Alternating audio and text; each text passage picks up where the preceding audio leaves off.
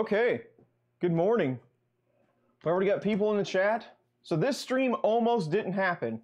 I got up just, good morning to you all, Walter, friends. This stream almost didn't happen. I got up at 3:45 this morning. So if I fall asleep on the box, somebody text me or something. And I went to work. And I got home at about 9:45 my time. So I started this stream about 10 minutes late, but I definitely wanted to get this stream in. This machine has been sitting around for a while now. I don't even remember when I got it. Maybe the packing slip says it. But this is a ROBO R1 Plus. It's supposed to be fully assembled, ready to go out of the box. This is... okay, let's back up. Fun King, Glenn, Mario is a guy that works for Robo. And Mario sent Glenn one of these machines. It needed some repair or something like that. So, because I was talking to Mario via the stream, and I said, hey, what's the best way to get a hold of a Robo? And he's like, well, buy a recertified one. And I said, okay, sounds good. So these are $50 less if they're recertified. So this is a recertified unit. And they're supposed to be, so they build them somewhere else, and then when they recertify them, we just got another alert for something. Anyway, somebody subscribed. Thank you, Mitchell Wong. Thank you for subscribing. So the best way to, so they ship them off, they build them somewhere else. When they recertify them, they bring them back in and they do the repairs and then they sell them. So they're supposed to be quite a bit better than actually getting a first run. And they're $50 cheaper. So that's what this is. It is a recertified R1, and we're going to try to get it together today with minimal effort. What is going on in chat? Country Club is in the house. Hey, Walter, did I step on your morning coffee? And if so, I apologize. I was hoping that that 11 o'clock my time was good enough. But all of your club members are always welcome in Chris's basement. Robbie Mack, I'm sure you were on the other one. Excellent. Yep, we are doing another unboxing. Ricky is our newest moderator. He's been doing a lot of good streams, and he's always on these streams, so we'll have him as mod, no problems. He told us to watch you. All right, Canadian Maker Project, thank you. CMP, I've seen him on your streams. Walter, $5 and you're sending me the Country Club members? That's awesome, man. Thank you, I appreciate it. No build, no Cam, no build. This is going to be a shorter one today. No 9-hour deal. That's supposed to. I'm sending you the Country Club members. There you go. See, it even read it right. Hopefully you heard that. Daniel Modbot is here. Hey Daniel, how you doing? Ship ahoy. Thanks, Paul. Howdy, got Mad Mike is here. Okay, let's get this guy open and see what is inside. I got my coffee. I should be able to make it for a couple more hours if I can find a knife. Knife anywhere? Anyone? Might have to do with a scraper. I should have like 5 knives by now. There is one. Duty Paid is here. Hello.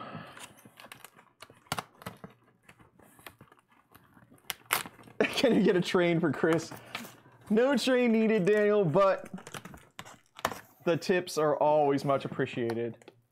And hopefully it will announce it again, because I like to listen to it. Can we get a train for Chris? Excellent, I love it. Hopefully those are coming through.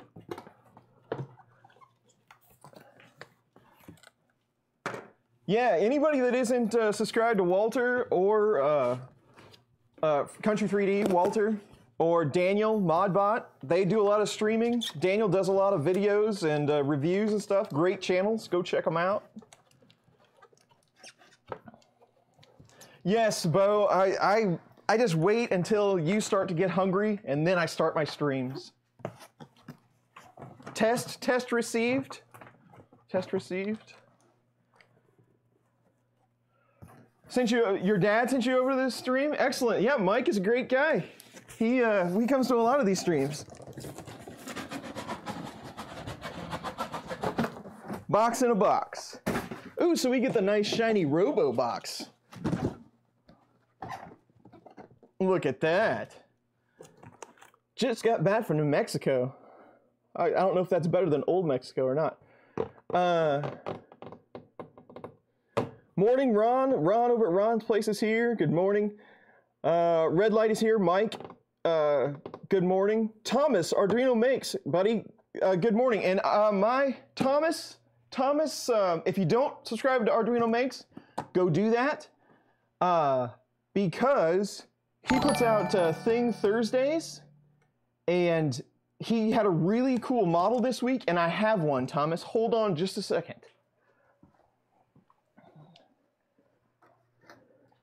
I believe they call these infinity pyramids, but Thomas made one this week, so I decided to make one as well. You can print these in vase mode, so they print really quickly. So there's our mascot print for today.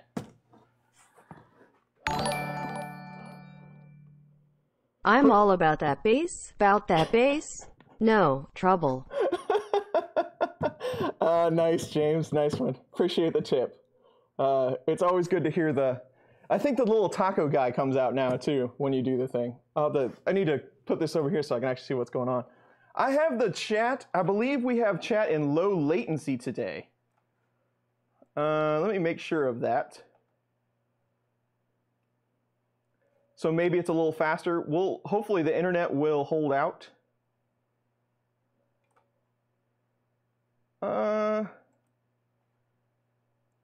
Yes, I think it's in low latency today. So maybe it's a little faster today.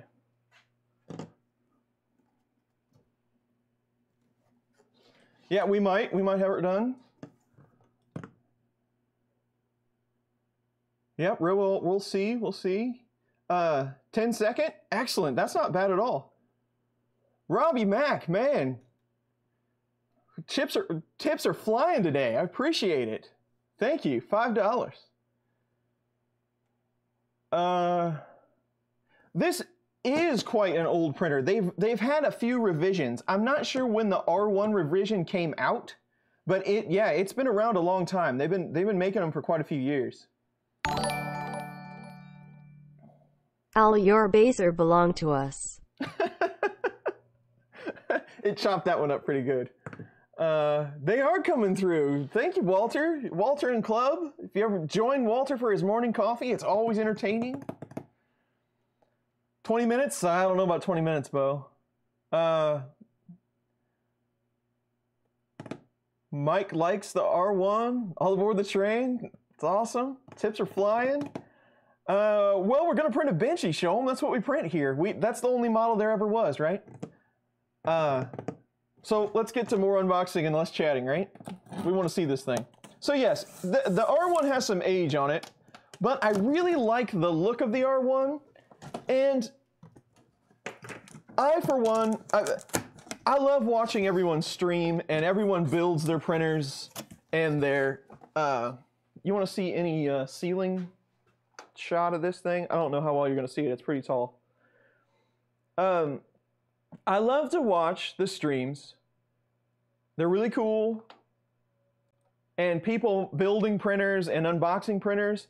But a lot of the time, it's just the stuff that you can get from GearBest. Or a lot of people get the review machines. And that's totally cool. I'd get all the review machines I could, if I could. But I kind of get tired of seeing the same builds over and over. Everybody's building a CR10 this week, or whatever they might be building. So I wanted to change it up a little and grab something a little different that I hadn't seen in a while. So that's how we ended up with the R1. Plus, Mario's a really cool dude. If you haven't caught him on any of the streams, he's a really nice guy and really helpful. So I thought, hey, if I have any problems, maybe Mario can help me out. So there we go, built-in support.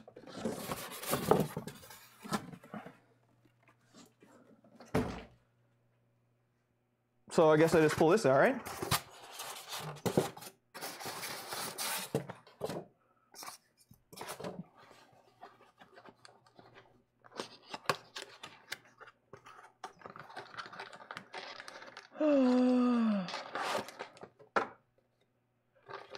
Oh, so red light, Mike, this was your first printer, eh? The U10 seems to be one that everyone is getting, and the Ender 3. Yeah, I've seen a lot of the U10s and the Ender 3s lately. I didn't want to go that route. There's so much stuff going on with, you know what's going on in the community right now. There's so much of that stuff going on, and I have actually been called out on a couple of different printers about things like that recently, and I'm just going to stay away from that for a while, and we'll do some other machines that you might be interested in. We'll see. So there's one side. We did get like 300 grams of PLA, so we'll just go ahead and use that. It is a very cute spool.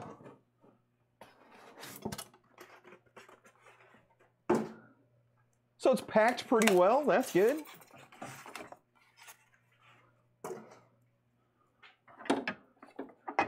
Now the build plate is just kind of hanging out here, but it is a magnetized plate. Cats and the Cradle and the Silver Spoon. Chris's Basement and the Man in Moon.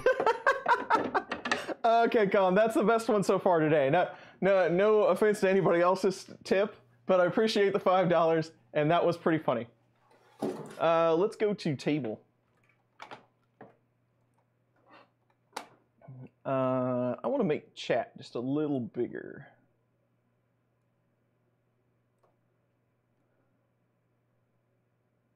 Let's do that. A little easier to read. Okay. So, it is refurb, and I get that, but there's no directions of any kind. So I'm just supposed to know. Tanner, what are you printing today?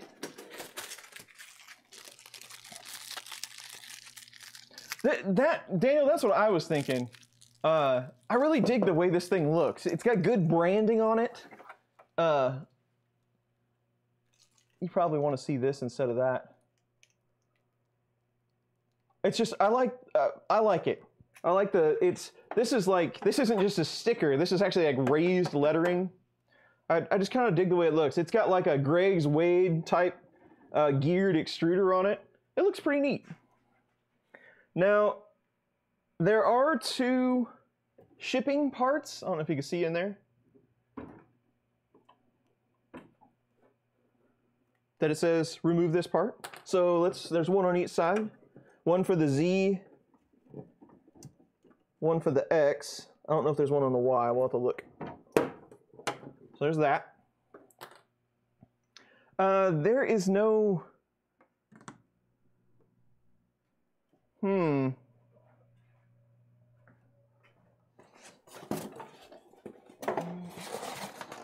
That's interesting.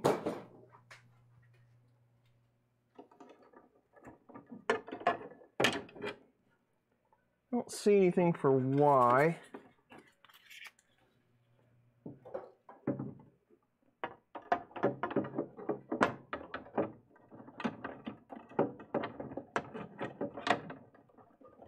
Let me get this back on here.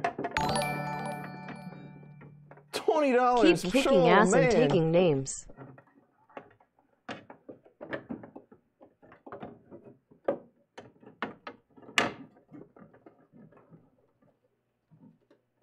No manual or anything, yeah.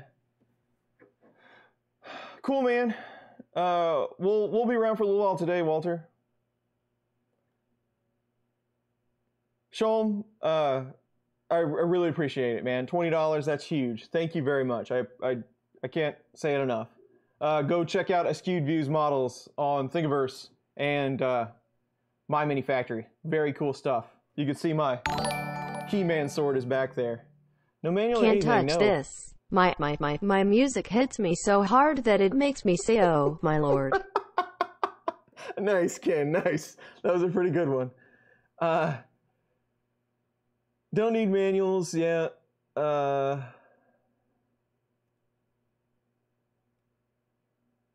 It didn't say ours. It's on a floppy. There you go. Okay, so it's pretty much plug and play, is what they're saying.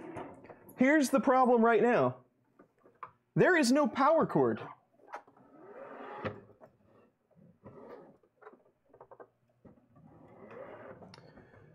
All right, so this is the only indication that they're giving me right now. Let me show you what's going on here. So we're doing this together. And it's not a big deal that there's no power cord for me, but you might, yeah, early retirement. I won't have to go back to work at 4 o'clock in the morning anymore. So you get this warning label that does tell you before plugging in, make sure the power supply is switched. So let's do that. Let's find something to switch that with.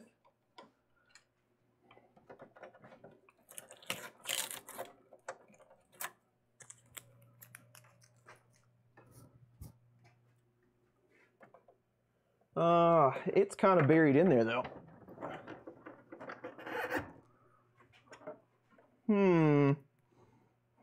Okay. So it's over here. It's all the way over here. And it is switched to 110. We're good. And it is the standard type of power cord. So we can bail ourselves out of that situation. But it would be nice if they would have stuck a power cord in there for some users. And they probably just forgot. Since it is a refurb, maybe it's maybe it came back with no power cord. We will press on. Just a minor problem. That's right, Thomas. We can work through this.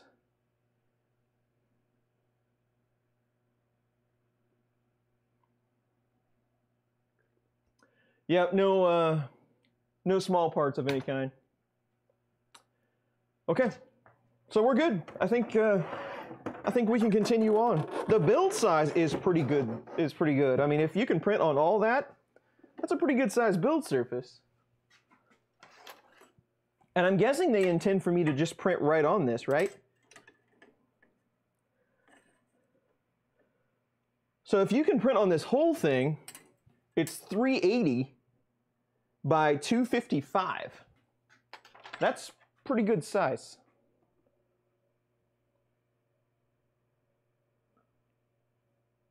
No, there's nothing in the foam. There was just that one little box with some filament in it. Nothing in the foam. Oh, I got...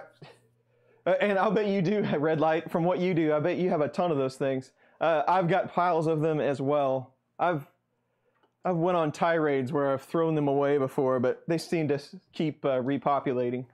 Yes, there is no LCD on these printers. They are Wi-Fi, I believe. And Robo has some software that you're supposed to control these with. But, ooh, lights. Yeah, on some models, I don't know when they switched it up where they didn't have LCDs on it anymore. Yeah, Octoprint will be the savior of this one. Z-height. The link to this printer is in the description below. So if you want to go check out the specs, they're non-affiliated links, of course. I'm not affiliated with Robo anyway. I don't know. If you cleared the extruder and everything, maybe you'd be doing pretty good at 220, I think. Maybe a little more than that.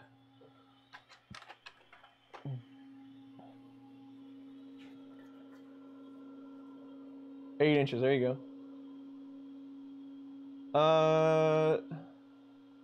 Takes CPU cycle, that's true. So there you go, that's pretty good. That's pretty good size. So my plan for this stream, so again, let me back up. Robo has some software that they like you to use on their machines, but it's not just the R1. They have a C2 and an R2 machine that are quite a bit fancier than this guy. But as far as I know, this is straight up Marlin, and we should be able to just print off a USB for now, and then I'll go back and figure out wireless later. Maybe if we get it up and printing and getting things figured out, then we can go back and check out their software. So let's just see what it does when we plug it in USB. It's got a bird's mouth type extruder holder on it, or filament cage.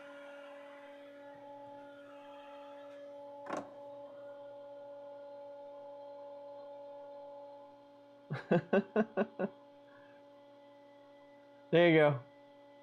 Yeah, no explosions, hopefully. Yeah, and a pretty good price. I mean, the recertified one was $450. The brand new ones are $5. So I mean, you know, for this size, if it works out, not a bad deal, I would say. So, what should we do? Let's get a USB cable.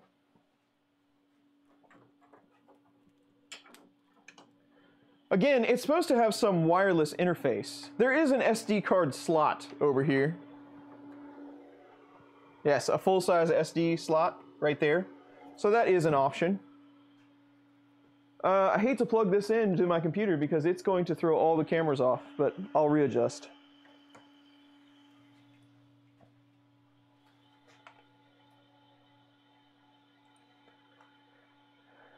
Yep. Okay, hold on.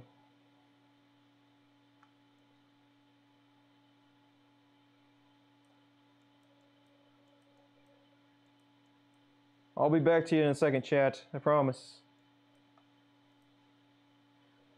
I do appreciate the orange Chris Riley's too, by the way, if you're talking at me. Because I know I talk to a lot of others in chat. And people that are hosting the stream get confused occasionally that I was not talking to them. So I do appreciate the at Chris Riley's. Okay. What are we going to do now? Let's just see what Pronterface has to say about this thing, shall we?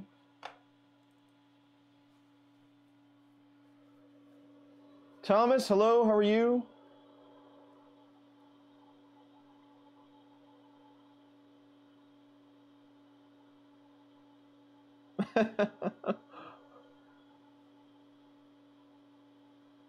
This printer's... See you later, Thomas. Thanks for joining.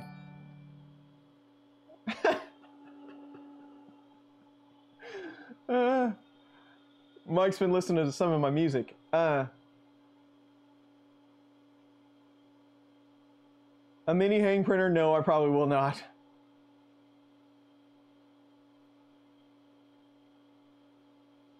Custom version, yep. All the donations are to make them show up are through Streamlabs. Martin is here. 3DP Iceland. Hello, how are you? Okay, what COM port are we on? COM port, I'm all the way to 21. Ouch. Okay, so it came on. Let's see if it moves around at all. You guys got a view of that?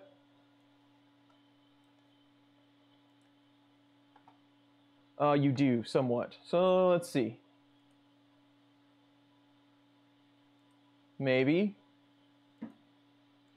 So Y moves. X appears to move. How about Z? Z appears to move. Okay. Let's see if it'll home. Ready?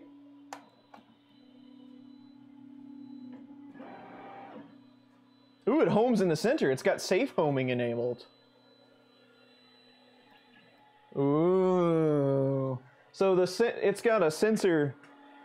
The sensor is actually ran through the tip of the nozzle. So that's interesting. So let's move up a touch. And let's see if it heats. We'll do 215 and 55. I heard the power supply dip, so it's definitely getting some current. Skalda, how you doing? Thanks for joining the stream. Doing a barbecue later. Oh, that sounds awesome. It's cold and rainy here again today.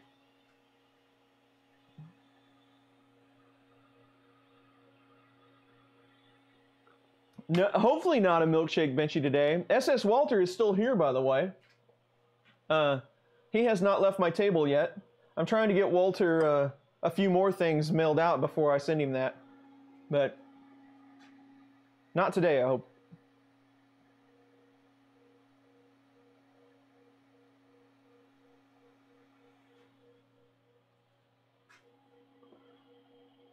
So it's heating pretty quickly. We're already up to 129 and 32.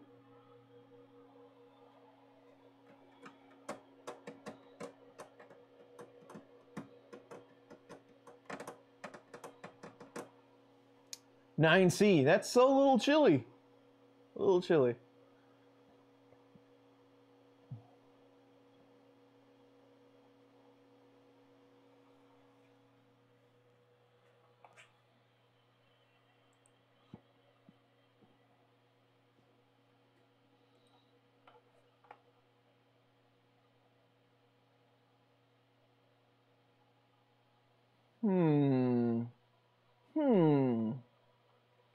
I guess we could slice a file.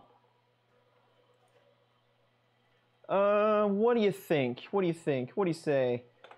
Do a regular Prusa profile. Start out with my usual. Normal. Yeah.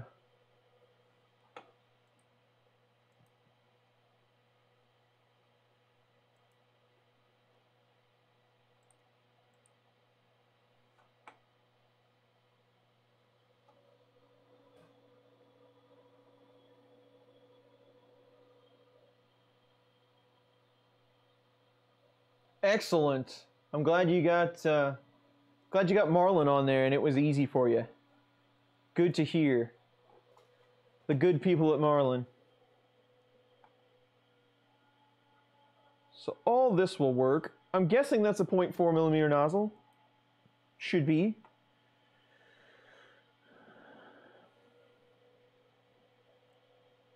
Let's do... I don't want any of this stuff. Let's do G28s. And a G29, because it is Marlin. It says it right on the deal. And what did we say the bed size was? X was 250 something?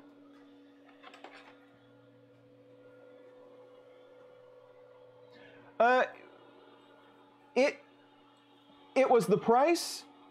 It had been around for a while, and Mario is one of Fun King does streams, and Mario sent them an R1, and Glenn was saying that he was having some problems with it.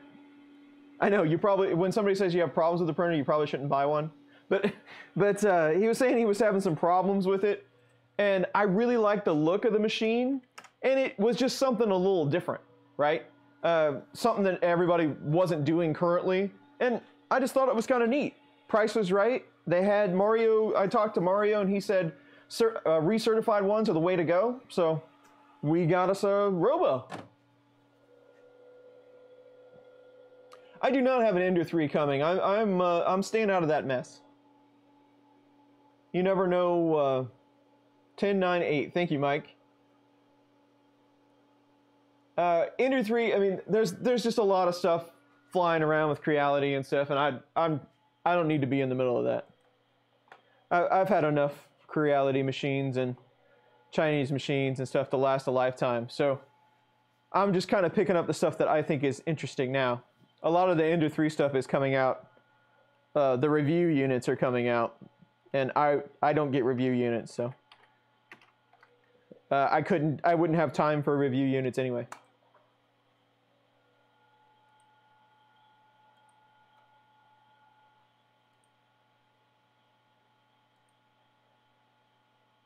Okay, custom G code G29. Everything looks good.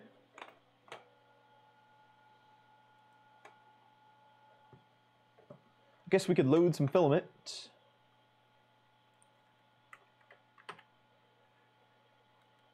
I will have to, if something isn't quite right, hopefully the offset is correct, but if something isn't quite right, I will have to adjust offset either with, hopefully EEPROM is enabled, or I can G-code my way out of it. We will see.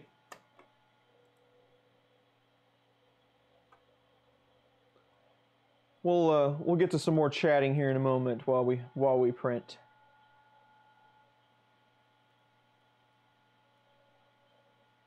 Come on, where is it? There it is. Okay. Come on, you can do it. Okay. Now, we need to load some filament. No convenient spool holder on the Robo, eh?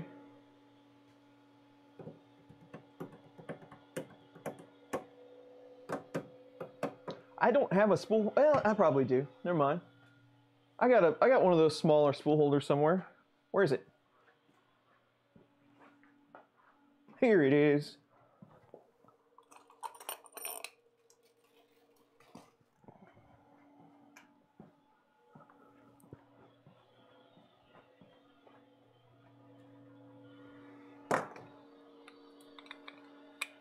Oh, it's got a bushing in it, so you can use the bigger or larger. I like that. That's cool. Nice spool.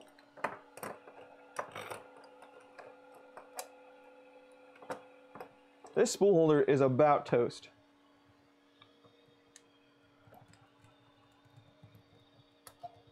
Let's see if we can figure out how to load some filaments.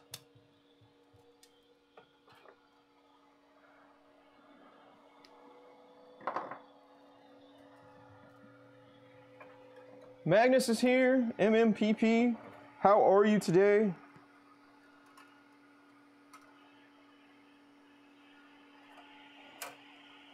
So it just kind of goes in the top of the extruder right here, I think.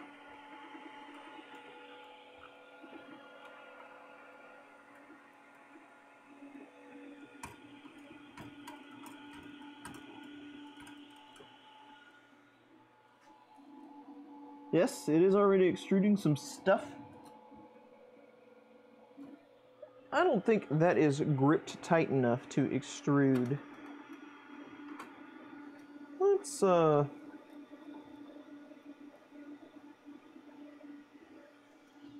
Let's tighten that just a bit. 50 millimeters a second. Maybe. Let's test extrude some stuff on here real quick.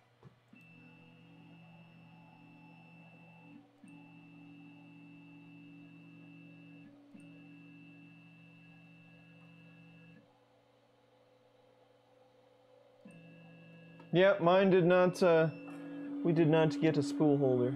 That's okay. Like I say, it's probably because it's recertified.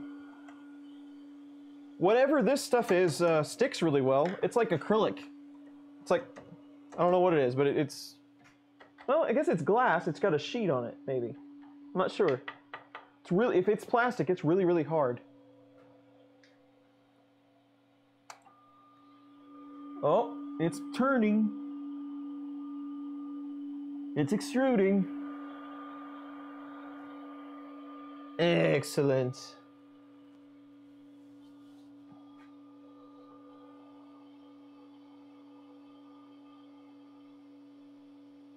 Excellent. Lester, I will have to go check that out.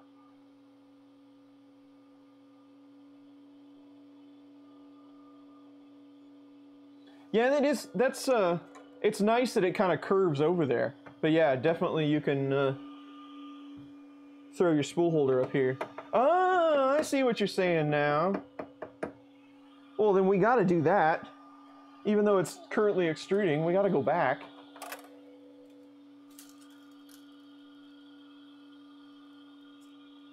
Yeah, Miggy, Man Mike, this was an impromptu stream, so the notifications probably did not go out as they should.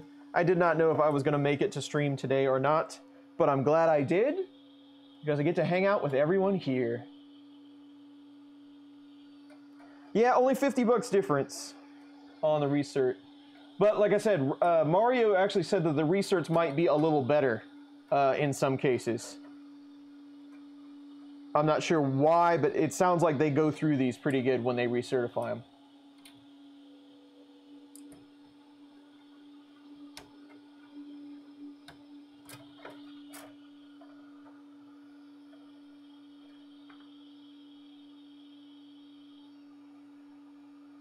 You got the Walter notification system. Yeah, I'm really hoping this is a nice machine, because I have a lot of machines, but not a whole lot that I don't have to mess with all the time. So another daily driver would be very welcome to the farm. There we go. Now we're on there how we should be. So what do you say? Should we just hit print? I think we should just hit print and see what happens.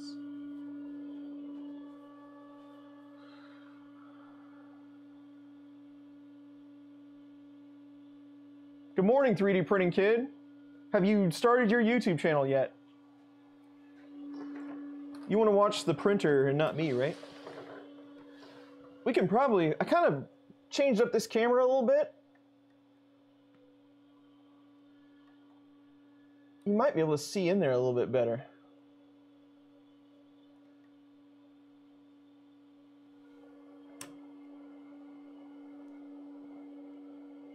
If I can ever get it adjusted.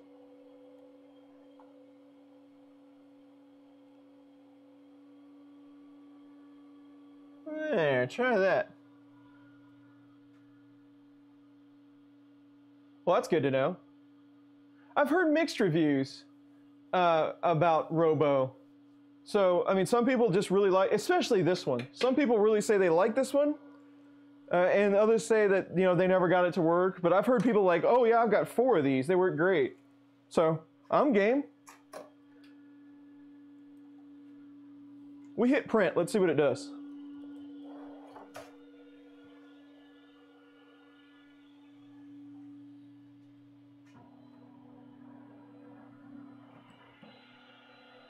I can tell you this, it's pretty quiet.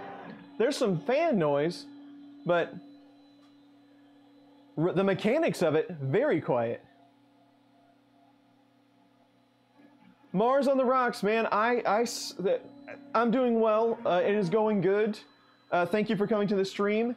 And I saw you on Walter's stream the other day. I try to attend Walter's as much as possible. I believe your first name is Seth, but correct me if I'm wrong.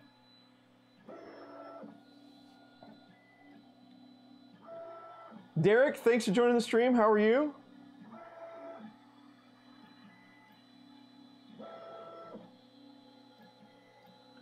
It's doing something.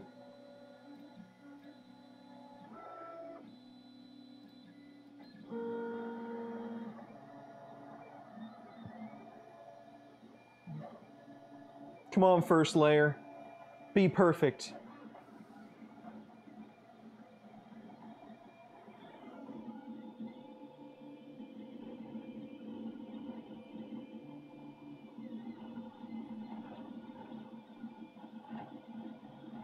I would say the offset isn't quite close enough. I would say I need a little more stick than that. Let's M503 it and see where it actually is.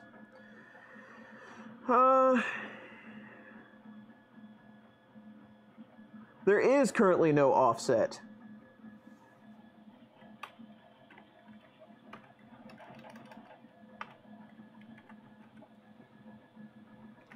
What is baby stepping? M250? Something like that?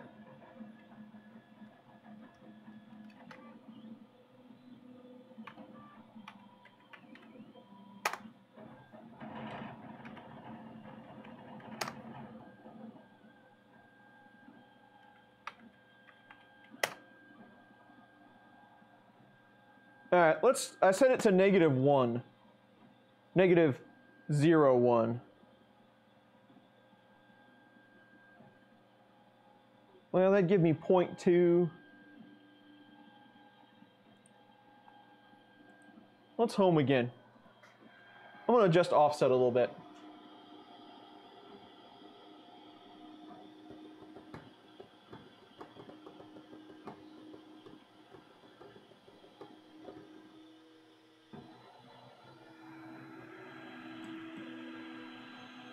That is not quite squished enough for my needs.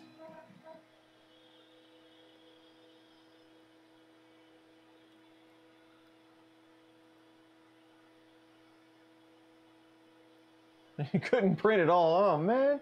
$2.90. Thank you, Duty Paid. I knew it was something, too. So I'm at, let's see, if I did it at 0, 1,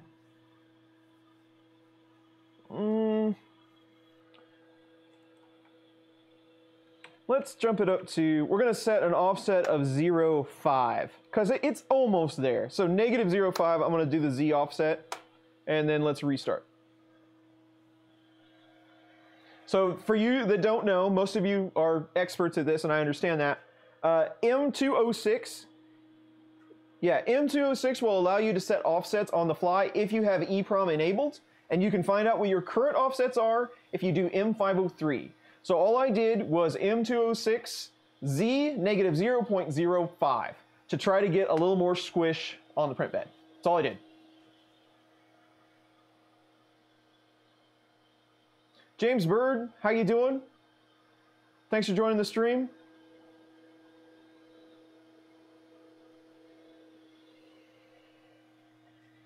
Printing withdrawals, yes. Don't get printing withdrawals, they're awful.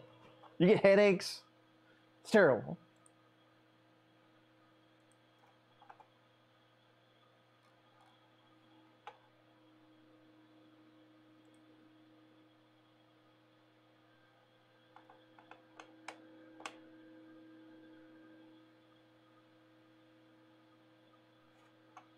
Come on.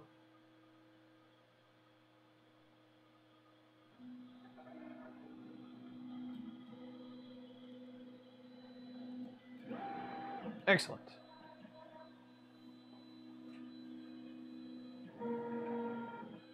Yes, M206 is very handy, Robbie Mac. I agree. I use it anytime I can't get it to firmware, then I start hacking with M206 and stuff. Mike, man, I feel you. I need to print less and do some more work, but you know how that goes. James, there is no LCD on this machine.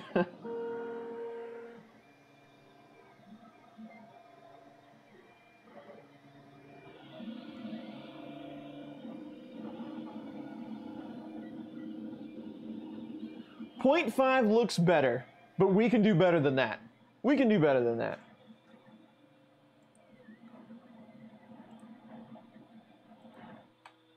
We are going to go to 0.75. How about that?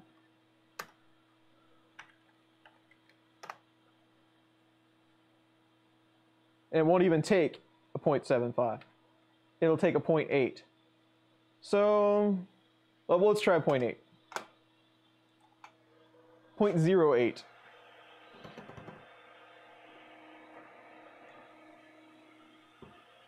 I'm kind of excited about this machine, though. It's been sitting here for months, and I've been wanting to really check it out, so I'm glad we could fit this in for today.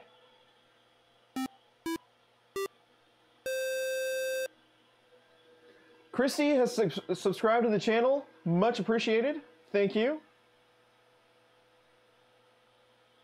Yes, you can add one.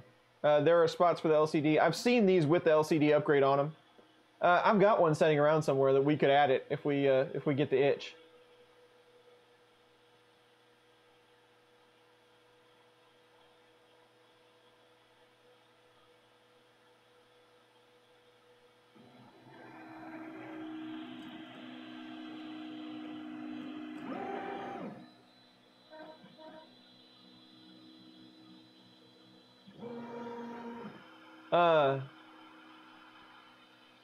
Imagination. So first of all, what is your first name? And I will try to remember it. And this bed seems to be really sticky. Do you have one of these machines? And if so, what kind of bed coating do you recommend? Oh, okay. So you do. You have some Gecko Tech on your Robo.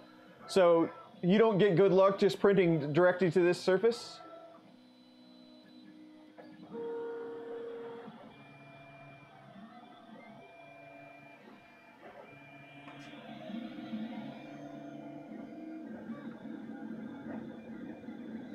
Well, it seems to be the auto level is skewing it quite a bit because it's actually worse than it was before.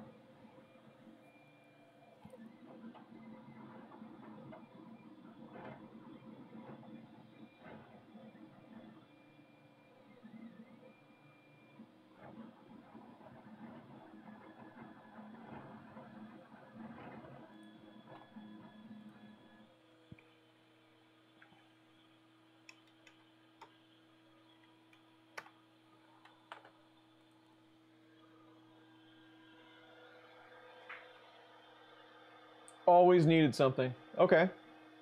Well, then maybe that's what we should just do. Maybe we should just go for it and worry about it later.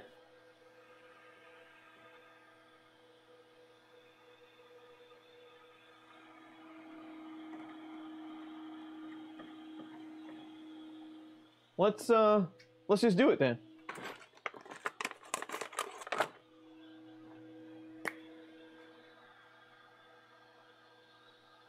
No, it was Windows 7, and now it is Windows 10.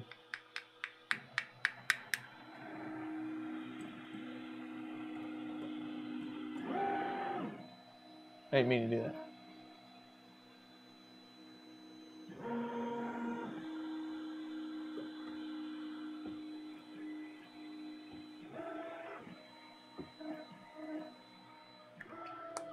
That'll stick.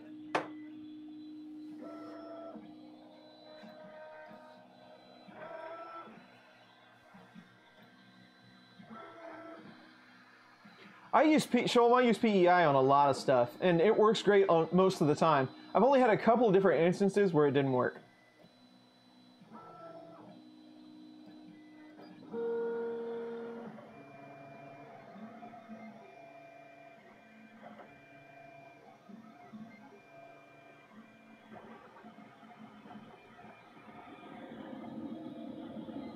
So I don't like that. Let's try one more time.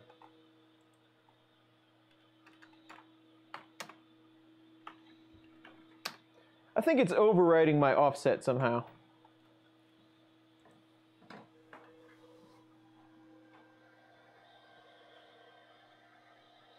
$30,000 cheap 3D printer, very nice. I tried Kiss Slicer ages ago.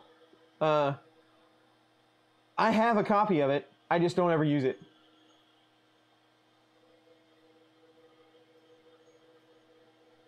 Yeah, Windows 7 worked great. It'll probably work better than Windows 10.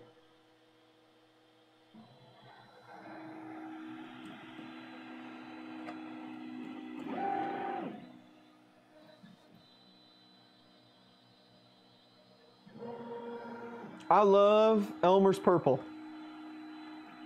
It's good stuff. 3D printers on a plane. Yes. This is my 88th video? Wow.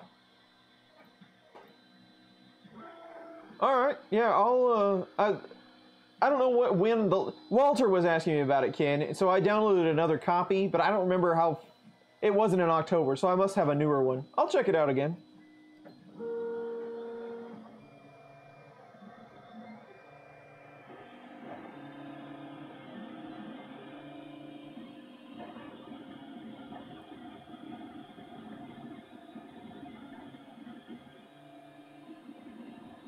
It's just not sticky enough for me, guys.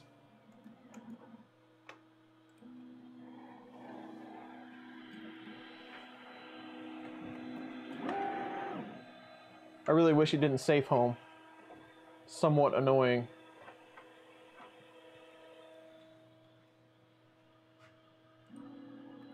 That's gonna hit.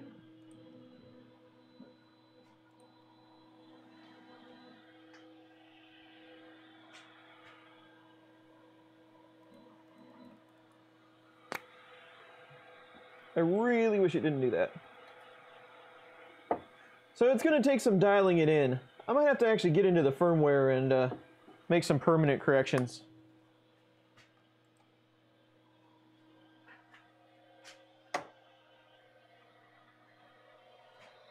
55 is the bed temp.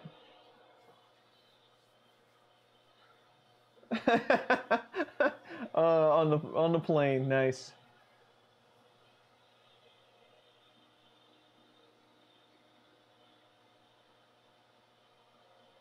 Best slicer tool pass, okay.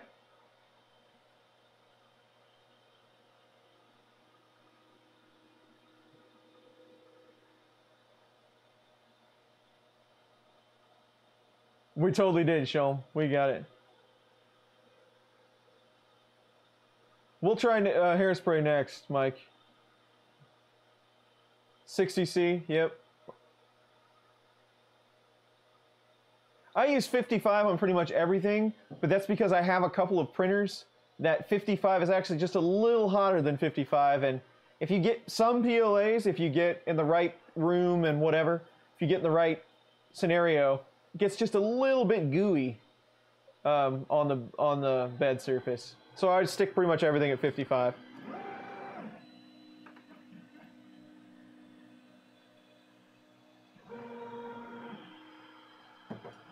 Ken, I don't have one. I wasn't at Murph early enough to get any of the cool stuff. So I did not get one of those nozzles. Walter has one, and he says it's working great. I need to order some, though. I think we might have talked. I need to order some of those nozzles. Yeah, this is completely just out of the box. We plugged it in, and we're testing it now. I haven't done any assembly or anything. I loaded some filament on it, and pulled some styrofoam off of it. That's all I've done.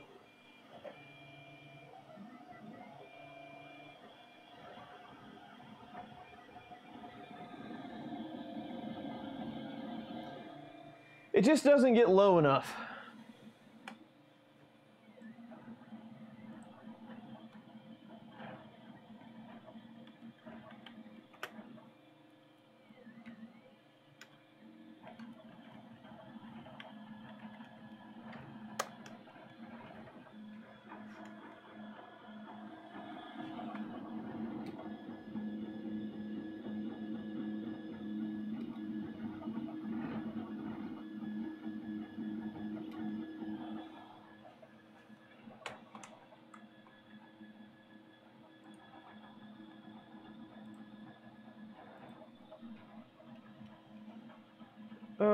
Let's see, Marlin.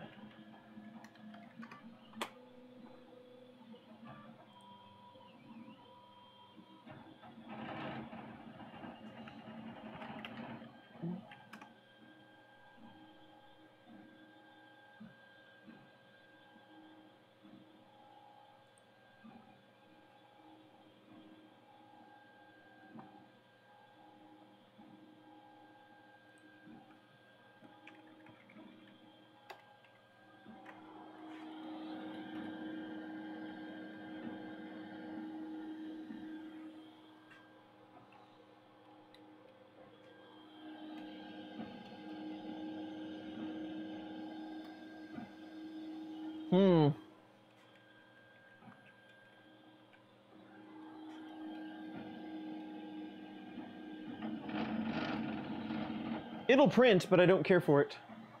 I think it'll stick just fine, but the bottom's gonna be awful messy.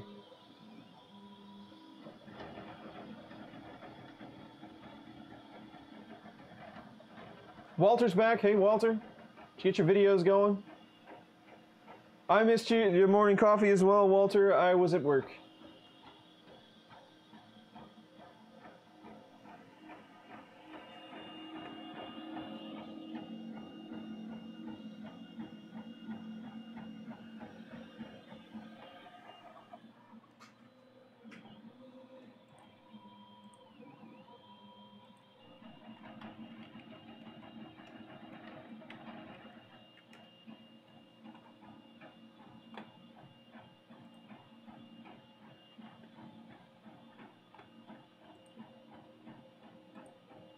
Just checking out the specs on the Robo. Just kind of want to see what I'm working with here.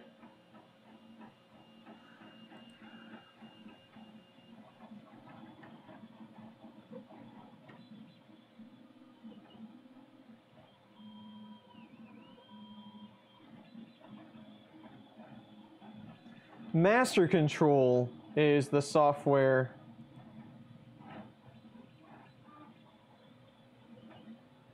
that Robo offers. We'll just download it while we're standing here. Master Control or Matter Control? Matter Control. You can tell that from video, Ken? Acceleration is set pretty high.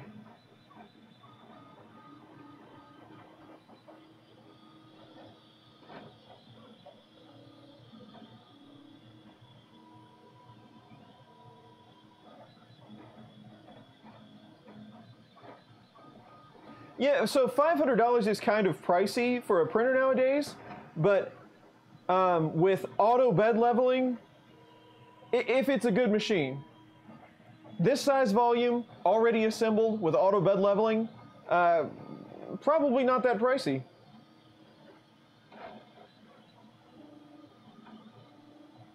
To do the robot while working with Robo? I don't know.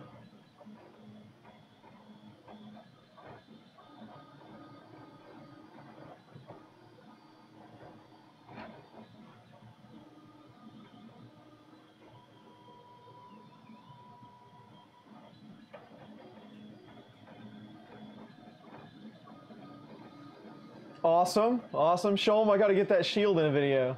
He can. Good deal. I'm glad you can. I don't think I'm that good.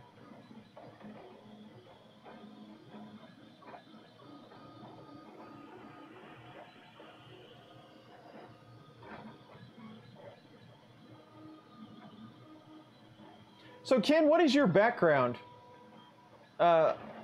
Are you in 3D printing? I see you in a lot of these chats, and you have all kinds of different things going on.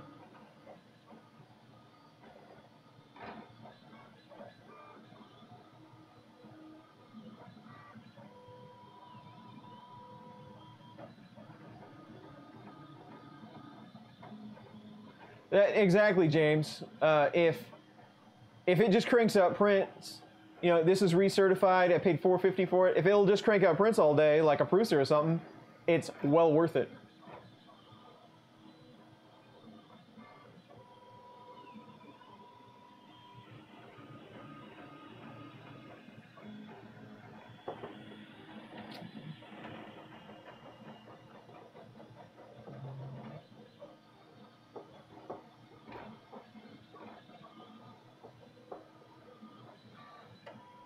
I don't know that person.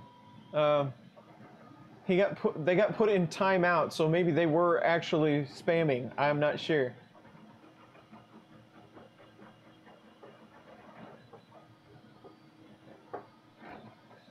If you like me, hit the like button.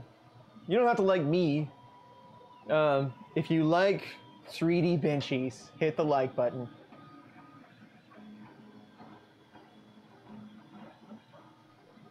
Yeah, Mike, from what I'm seeing so far, that's exactly right. Do a little bit of tweaking on the slicer side, this thing will probably be great. Nice and quiet. This might be my new office printer. My wife will be so excited when it comes upstairs. Yeah, first time I've seen, Sholm was right, first time I've seen Nightbot do his job.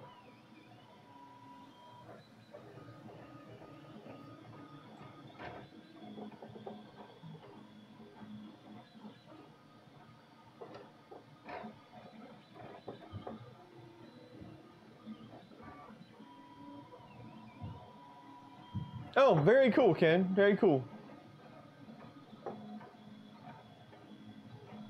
If you don't like, we can't be friends. Nice, Walter. So Walter's on here, just in the chat. Did anybody watch the chat I had with Walter the other night? And what'd you think of it? Do you think we should do more stuff like that? And also, on top of that, if you do like doing things like that, I highly suggest that you get in contact with Walter and have a conversation on your channel or on his channel, because I was kind of looking at it towards like an interview for Country 3D to come to my subscribers and have my channel, which is a lot of you and his. You're both subscribed to his channel, but have you kind of get to know Walter and have him tell us some stories and stuff. And I think it worked out great. So if you want to bring Walter on your channel and interview him, I'm sure he'd be more than willing to talk to you, and it's a great time. So whatever you think. You know you watched. Nice. A lot of you watched, and I saw you in the chat. More Chris and Walter. More Walter. Like I say, you should have him on some of your channels. Colin, you should do an interview with Walter. Sholm would be a good candidate. Now I'm drawing a blank. Fun King should definitely do a Walter stream. That'd be great. Ron, Brew It, Print It, Build It, Blast It. He should totally do a Walter stream. That'd be great. Walter's not. Walter's a great guy.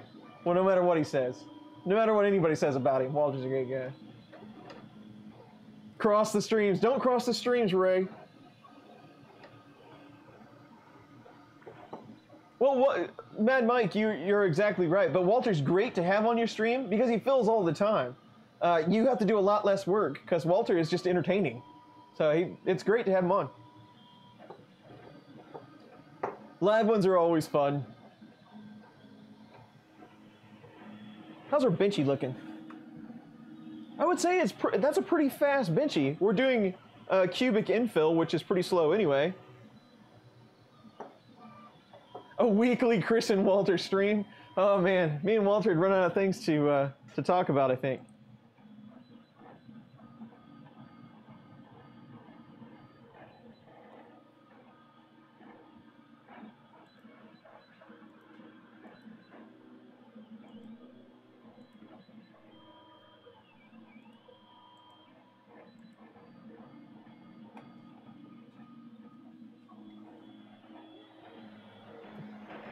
Cliff is here. Good morning, Cliff. How are you? It's true. You had to cross the streams to save the world.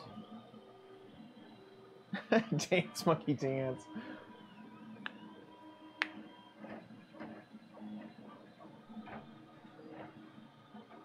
Walter is a great guy. Ken, I think you can do up to 9 people on Google Hangouts on air. I think. Don't quote me on that. I would have to Google that. But I think you can do 9. I don't know how the quality is, but you can do quite a few. Uncle Brian is here. Hey, Uncle Brian, how you doing? We have a ROBO R1 Plus today. Checking out the benchy.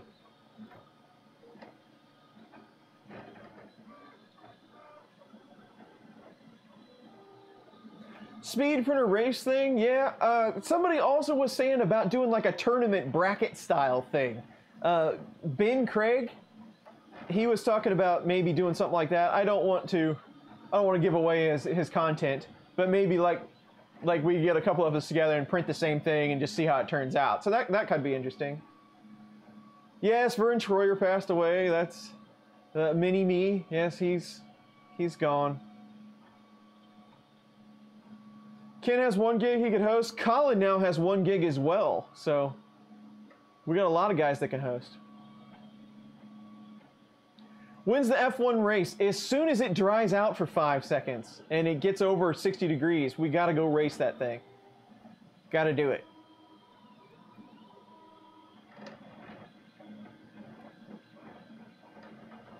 It is kind of a beast. It's good size. It's got a good size build volume. It's pretty quiet as of right now. It's got a pretty high gear ratio extruder. So far, so good on this one. Looks pretty nice.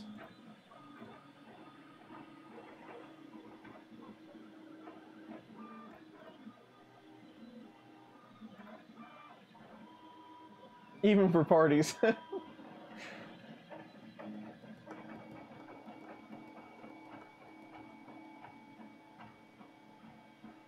CMP, okay, 8, 6 or 8, okay. Yeah, I wasn't sure what the number was. I know that you can do quite a few. Missouri's lame. Boy, it's been lame this spring. We haven't had any spring at all. Show me. I hear that rapid movement. Yeah, it's got some serious acceleration. I'm guessing the jerk value is like maybe sub 1. Or, I'm sorry. What I meant by that was you had to be higher than a millimeter to get jerk at all. So that's always hard for me to explain how jerk values work on printers. But yes, I know what you mean, Ken. Ron is here, Uncle Ron, as he is now called. Hello, Ron. How are you today? Ooh, coffee. Yeah, we're getting close for me as well.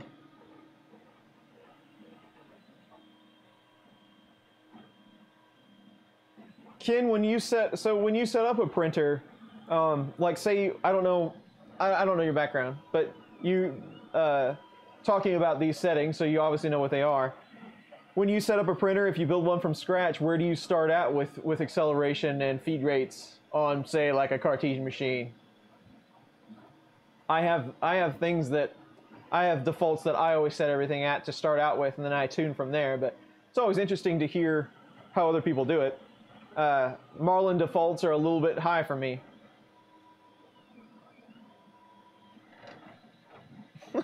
Better Call worse. Yeah, he was here just a couple minutes ago.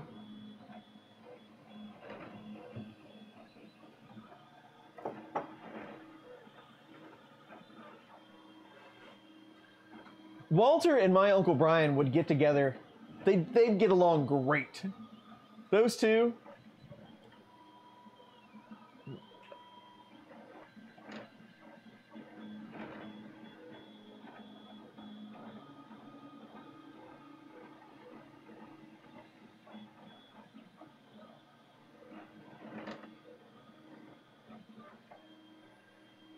See you later, Walter. Thanks for joining. We won't talk bad about you. You start with a maximum stepper frequency. Okay. Divided by steps per millimeter.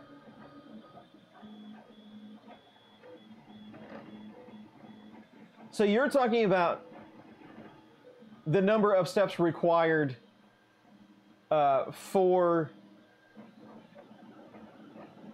that ratio, right? I mean, you're talking like 400. That would be something that's like 4-start lead screw would be 400.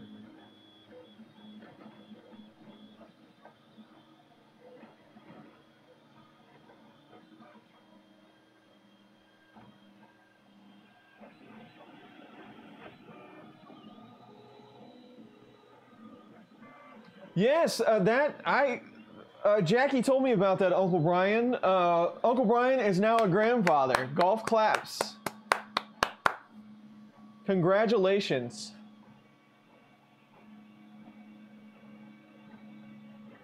Oh yeah, today's Walter's big move day. Good luck, Walter. Yeah, Walter's a great old guy. Old, sorry. You're not old, Walter. I'm sorry I said that. He's a good guy.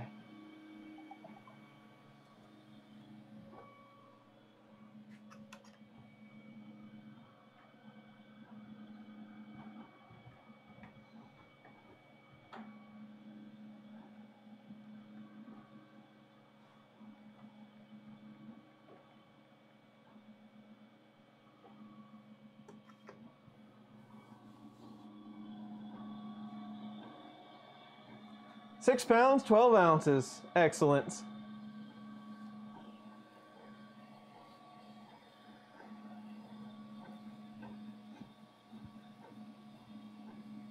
Interesting.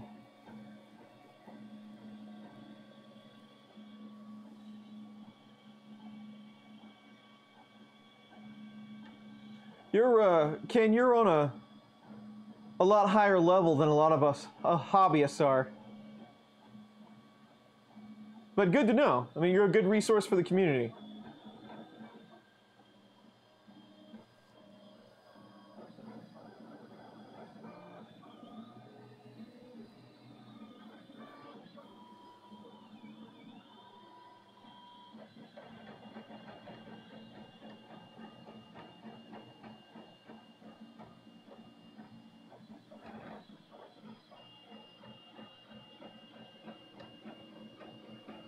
Have them do the chores.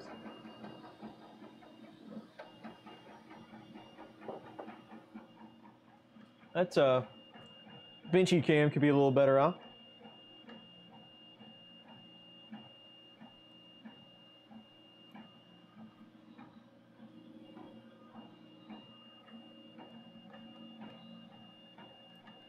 Extreme close up.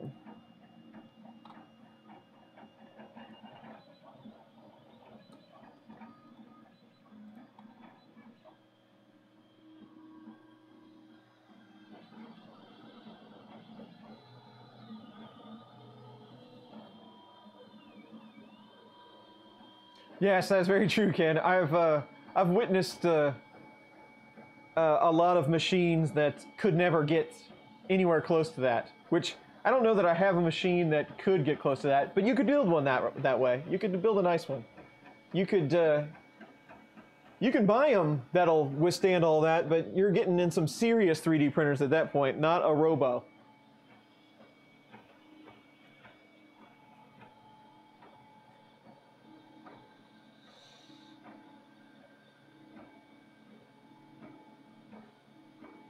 Mountain Dew and send him home. That's right.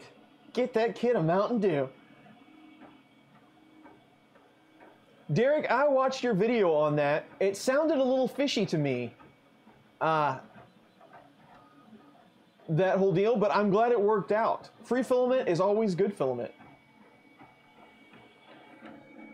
Yeah, that is one good looking Benji, I have to say. We might have to stand that up to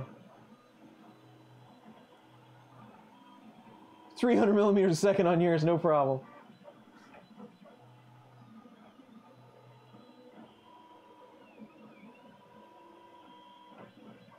Party on, Garth. That's kind of what it feels like sometimes, Sean. Yeah, it looks pretty good. Yeah, we'll, if you haven't been to these streams before, we always print the Benchy and then we'll check it out in high detail. Yeah, that's awesome, you got it.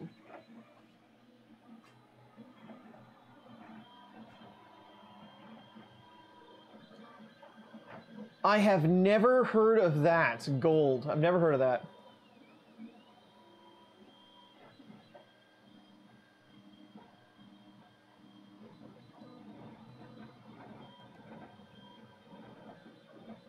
Gonna print a crib? We could try, Ron, we could try. Yes, this is right out of the box, no mods. I messed with the Z offset a little bit, but that's more of a slicing software issue. So far, nothing, no mods. We've been streaming for how long now, and we're already halfway through a Benchy.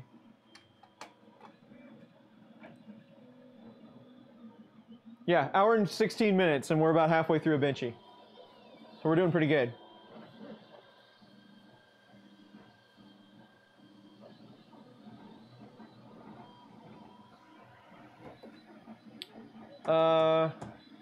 Yes, Cliff. Uncle Brian is, if you weren't on here, Uncle Brian is now a grandfather. Grandpa Brian.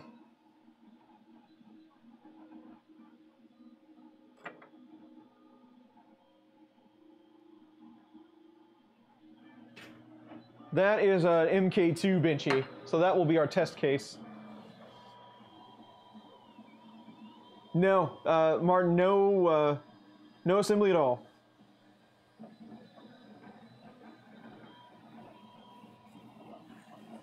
I got lots of those 3D printer boxes. I can work that up right now. In fact, I got this new Robo box, really big.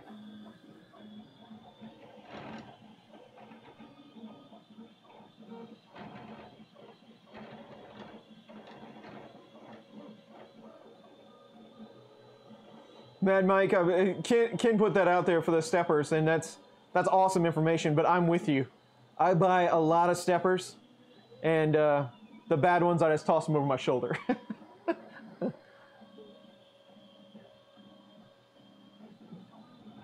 Yeah, I did. I had to plug it in and put some filament in. I had to find a power cord and a USB cable. Napping, don't forget that. I had to find a USB cable and put this adorable little spool of filament on there. Yeah, not my Uncle Ron, my Uncle Brian.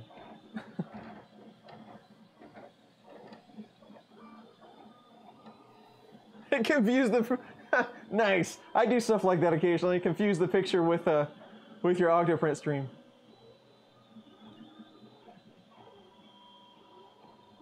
Yeah, we're going to upgrade Uncle Brian to Grandpa Brian. And Ron is still Uncle Ron.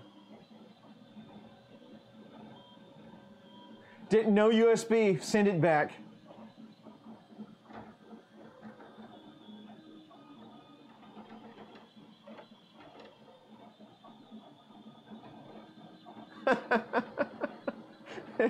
Everybody's confused. So many printers, I'm so confused. Did you see my Infinity print? You gotta print one of these. You can print these in vase modes, so they print really fast. Go check out Thomas Arduino Makes. Go check out his video. He printed one for Thing Thursday this week. Very cool print. And believe it or not, this one was printed on the X5S. That's how much work I've done to the X5S. It actually got this print out. So there you go.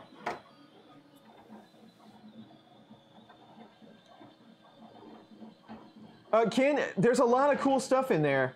And I have ordered some stuff that will be somewhat of a surprise for later. Very, very cool things. There are some things in there, though, that you can't even get at the moment. What was it? The Mosquito? You can't even get one of those. They're still waiting on stock. So some of that stuff is so new, I can't even get a hold of it. I did order like some Capricorn tube and a few odds and ends that should be coming up later. We've got a massive overhaul of some of the printers getting ready to go. So hopefully those will be streams as well. We're going to change a lot of things out. It has a little X rattle to it, a little bit. But it does have a lot of plastic. I mean, this is all acrylic.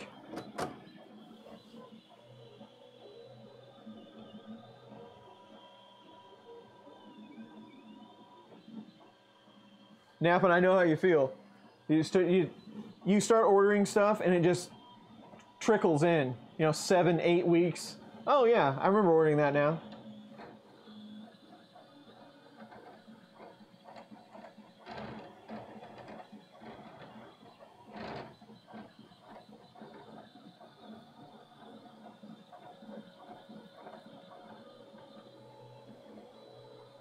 You'll be broke until 20 years after you're dead.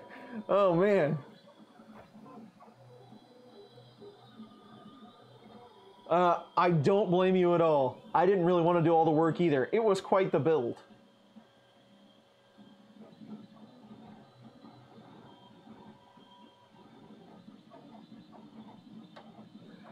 Ken, I checked those out. That aluminum grade is notorious for that, right? I don't know if they had any of those available or not, but it looks very nice. I'm always deep in thought.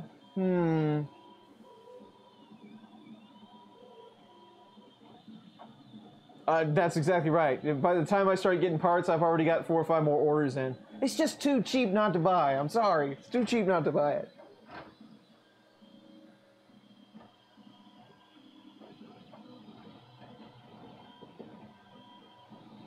You think there's an X5SA coming out? I don't know. Maybe it's better.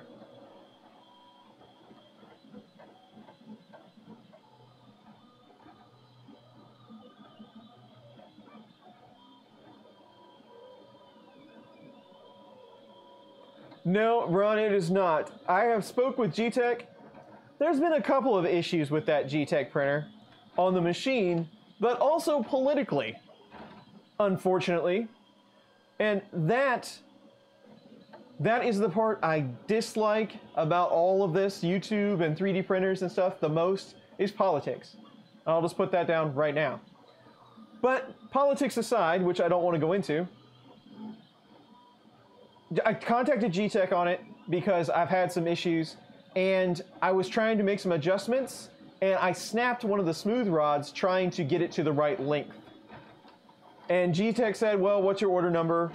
And I said, it's this. And they said, okay, we're just going to mail you all new parts. So it might take weeks to get here, but they are going to replace all of the parts that I need to get it running. So there will be a G-Tech 301 Take 2, but I don't know if it will be on YouTube yet or not, because some things have come to light.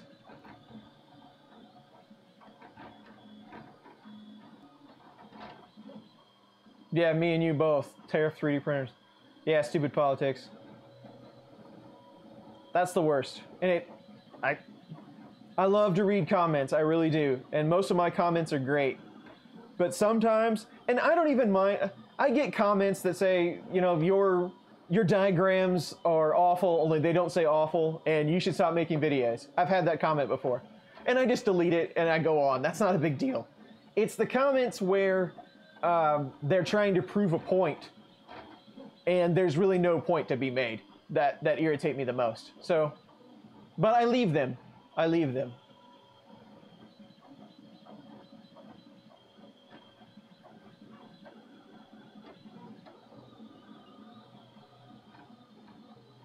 Yeah, Ken, I remember that. TiVo sent Tom a bunch of money. Crazy.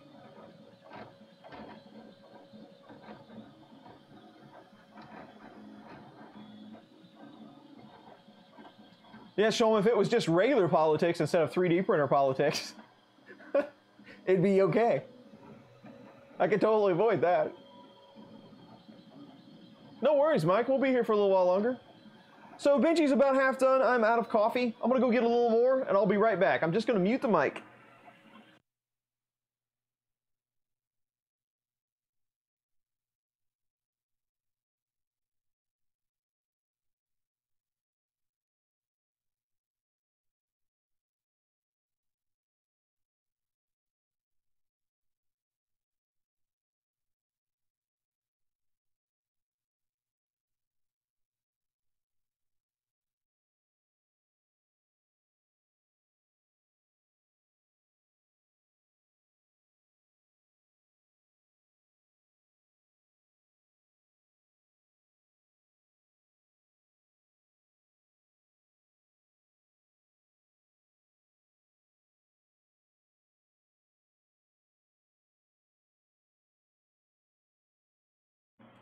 Okay.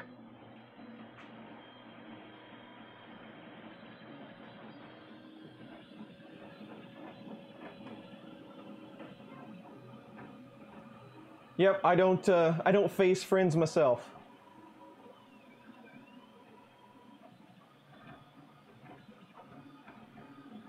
Yep, I don't social media. It's too much headache. Season. Nice, Ron. It's true, Brian.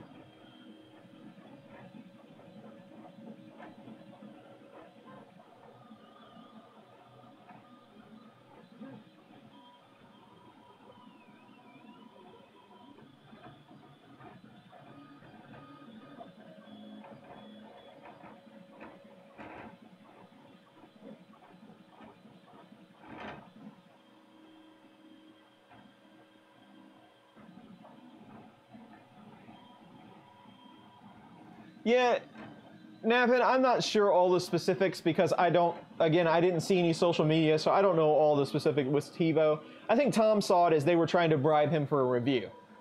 But that's just my take from YouTube videos, so I don't know all the ins and outs of it, but you know, who knows? Who knows what happened? I wasn't there. Faceplate, I like that.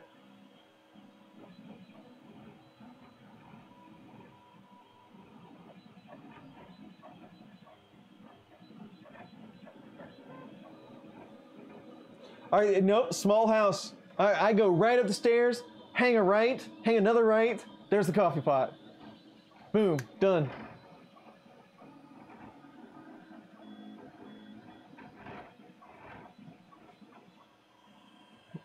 I'm pretty sure I did.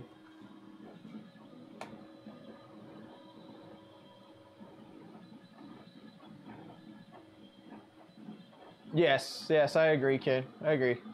I've never been on it, and I probably won't be.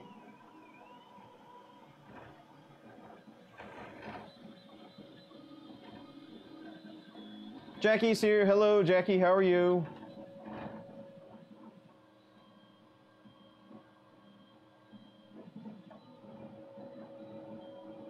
I don't blame you.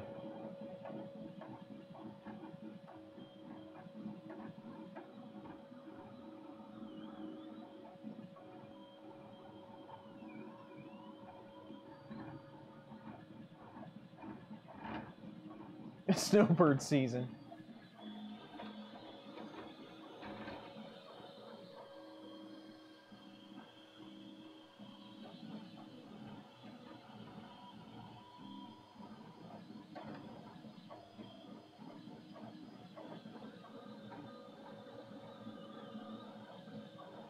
Yeah, watch that step. It's taller than the rest. I got a step on the staircase that I had to re-pour. I re-poured it myself, and it's about that much taller. Well, it's probably like 1.5 inches taller, but it feels really tall. So remember that. I need to like paint it yellow or something. Benji's looking good, Scalda. Looking good.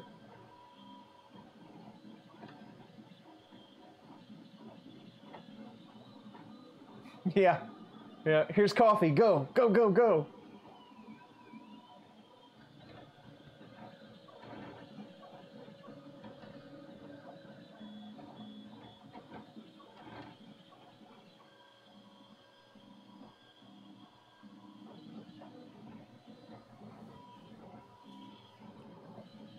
Mars on the Rocks, is that directed at me?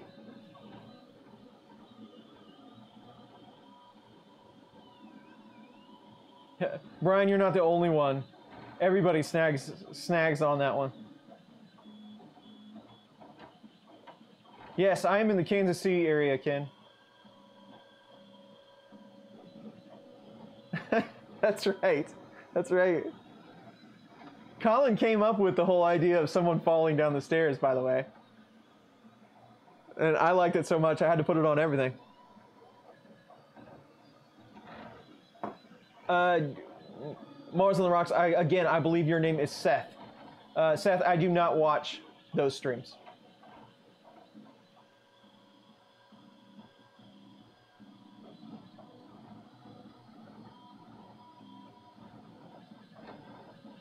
Matt's at 1. Awesome. I'll be sure to get out of his way.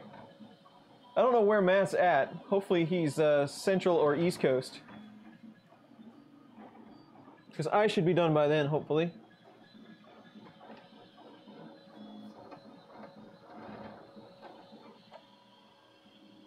$450, show 'em. And so far, I think $450 is a pretty good deal.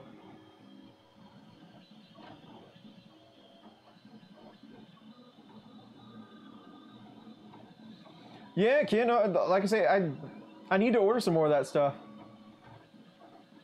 Yes, inside his mind, yes he is. I saw he had a stream the other day, and I was like, I got on there, I got the notification, I got on there, and it said 9 minutes ago. I'm like, oh, this close. I'm like a slinky, Ron. Jesse, how you doing? I saw you on here earlier. Oh, that's a good idea. We need a G-code command cheat sheet. That's a good idea. I should print some of those or do something with that and include them in the prize packs.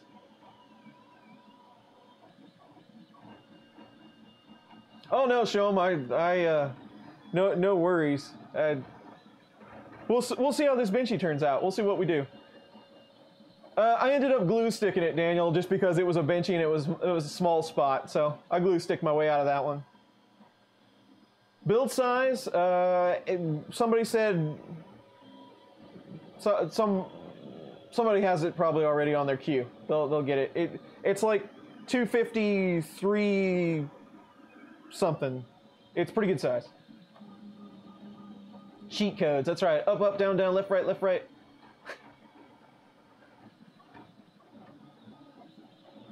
Yeah, we glue sticked it. I do have a can of hairspray over there by the hang printer. We should, if we print something any bigger, we could hairspray it. Elephant foot benchy. Could be.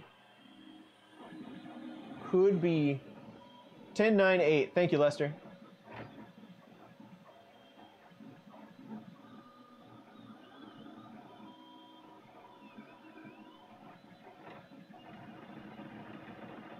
I forgot. I'll email you some coffee.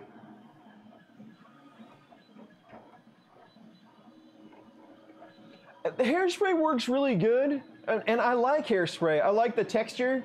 I like how hairspray works. The problem I have is it gets on everything, and once you've used it for print after print after print, it starts really getting a kind of a crust.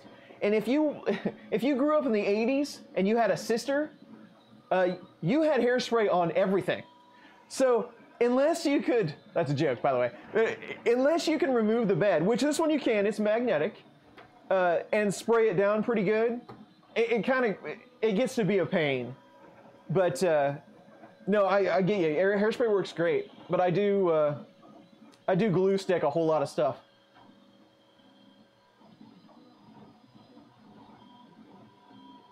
I'm guessing they're totally A4988s.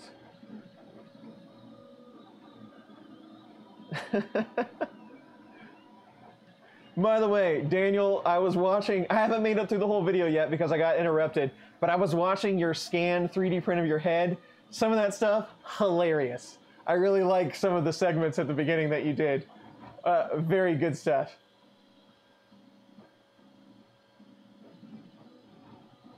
Ben is here, no worries. Thanks for joining. Magic goo, I don't have any magic goo at the moment.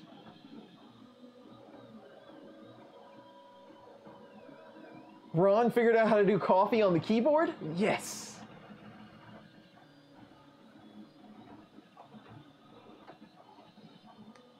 Yeah, it makes smooth rods not so smooth. I'll bet that it does.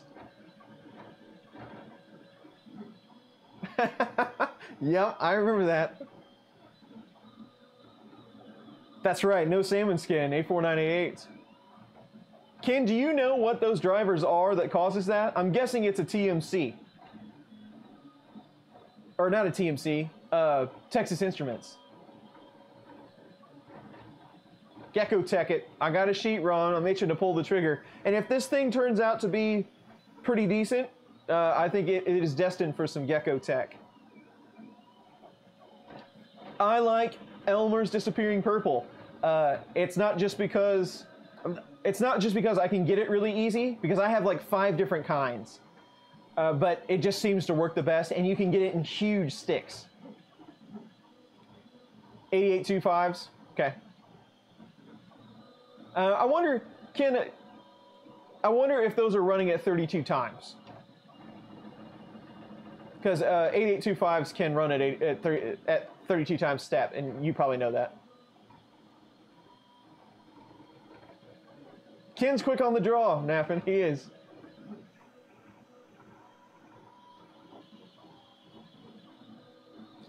Can you get Elmer's in Sweden? I don't know, but I'm pretty sure you can get Coors in Sweden, and it works almost as well as Elmer's does. The Yoo-Hoo works kind of okay. I don't have enough. I don't have as good a luck with Yoo-Hoo, but Coors works pretty good. Oh, you can't get Elmer's in Sweden. That sucks.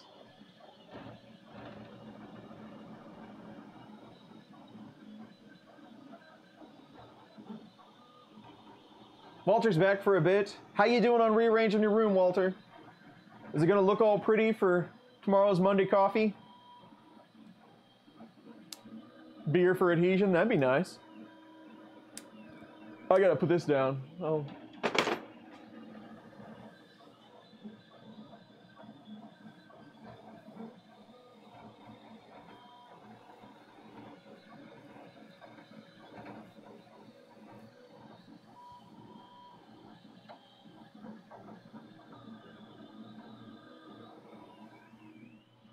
What else would be a quick print for today, like an hour or so?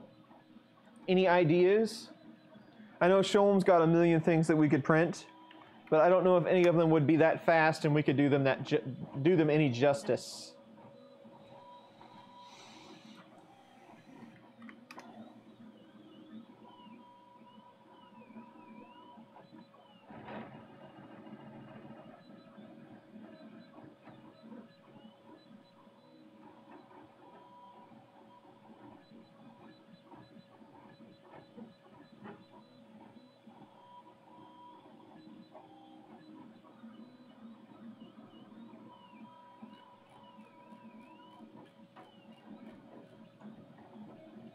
All right, Ben.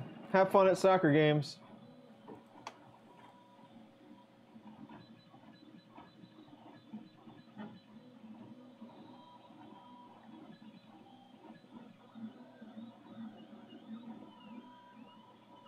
A cat benchy thing?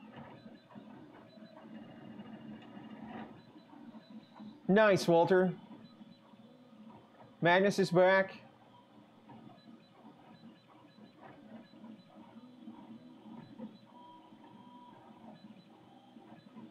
I don't think so. Oh, Ricky, man. You gotta print a Benchy. You got to. 1545913.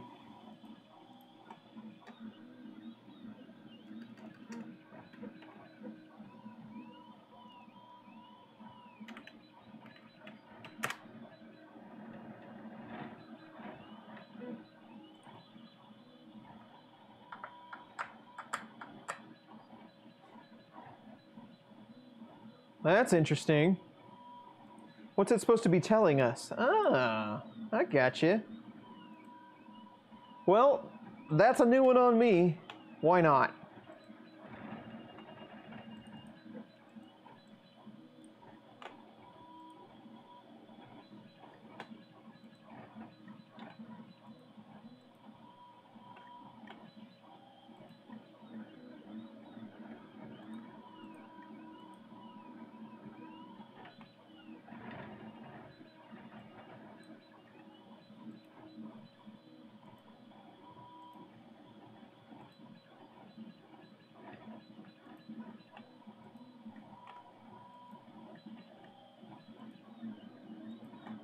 All right.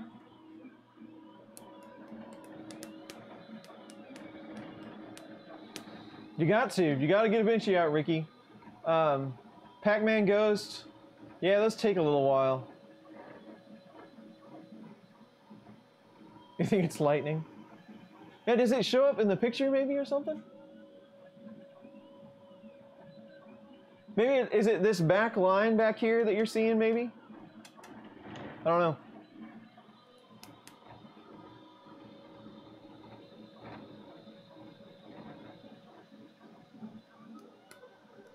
Oh, gotcha. Ricky, even more important than a Benchy, you got to get that the bed stabilizer and stuff printed out. That bed stabilizer would go a long way to helping your prints out and make your life a lot easier. So check that out too. Run, no Benchy? Aren't you? You're like a 3D printing vet.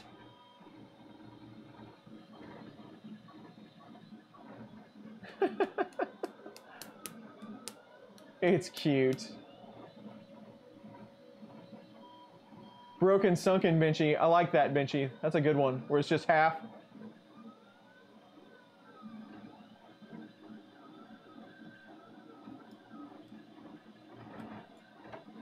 Paul, thanks for joining. It's going well. How is it going for you today? Food. 8 months to print a Benchy. I don't know. When we first started, I don't remember how long it took to start printing Benchies. It was pretty early on, maybe 10 prints in or something. I don't know when the Benchy was created.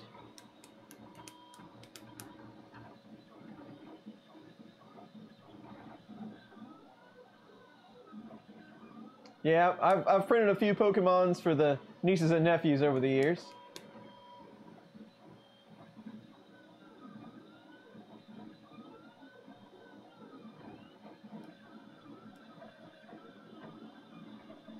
Joseph, first time here on the stream, welcome. There are a ton of people in this stream. If you have questions, they can answer them. So welcome to the stream. Always welcome. Always welcome.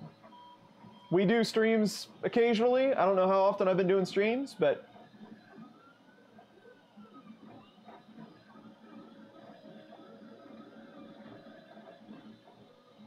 Marvin was still a thing. Okay, yeah, yep.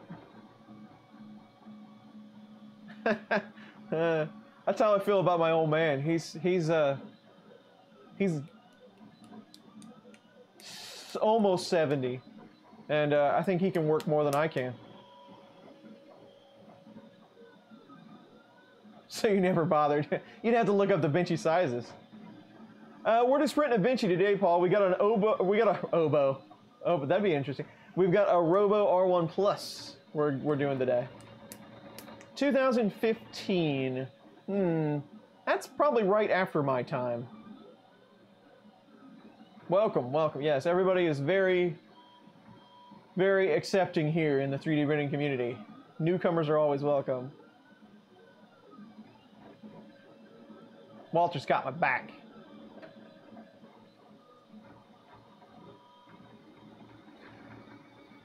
Mike, I don't think you can beat a C920. Sometimes you can get C920s for 60 bucks. I don't think you, as far as getting started, getting up and going, I think that's your best bet.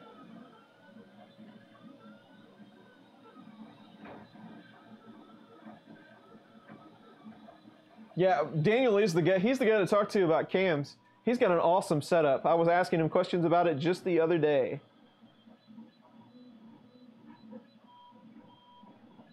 What was I came over here to do something. What was it?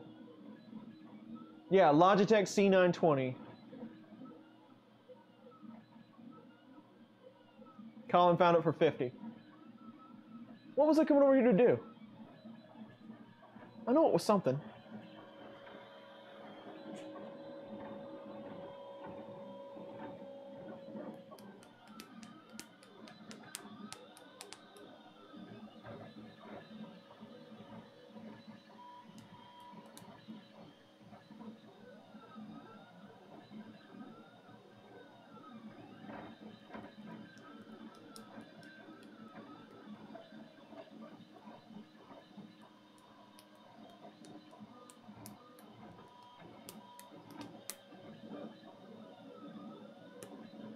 I know I do, man. I do. Big time. It gets worse and worse every day.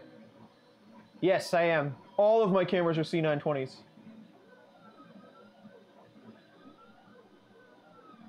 So how do you do it, Ken? Do you have to jump it? Do you have to isolate one of the pins?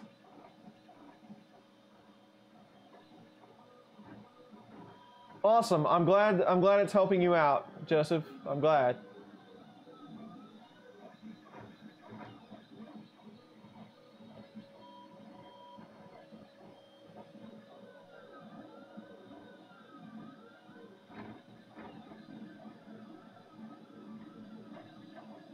I know. I just totally blanked. That's what I was gonna do. Never mind. Now I remember though. I caught up with it.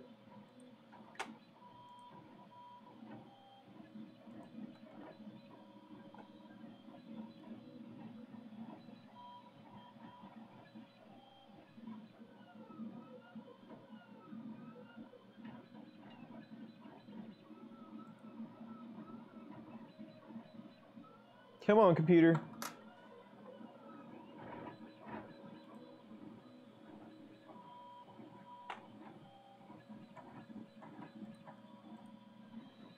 It has this computer has trouble streaming and doing anything else.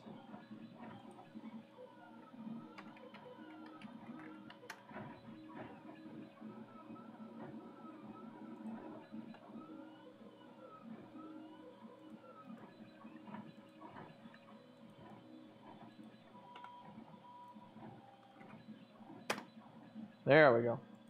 That's what I wanted to do.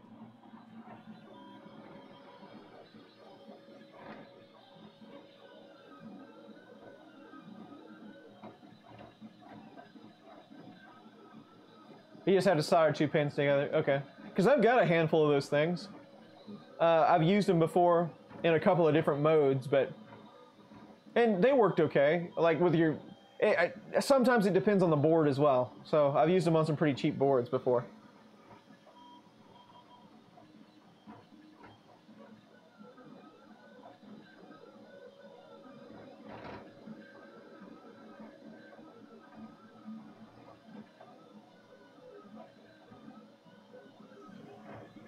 .3DP Iceland, I have to use that camera control software and go manually set everything every time I want to use them. And that's the only frustrating thing about the webcams, is they don't retain all of those settings. And some of the automatic settings are kind of annoying. So you kind of have to play around with settings, but sometimes you can get that GUI that'll allow you to do it manually.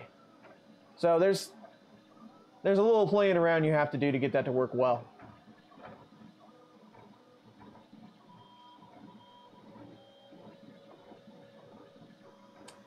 What's wrong with Robo 3D? I don't know. We're going to find out.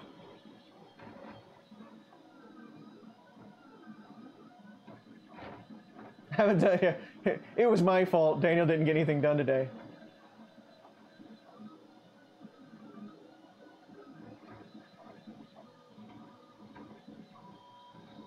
The duty paid, you never know. We could start seeing throwaway printers. I was kind of wondering how long it was going to take on eBay of people just selling piles of garbage. Like, this was an ANET A8 until I dropped it or something like that. You know, here's 50 bucks.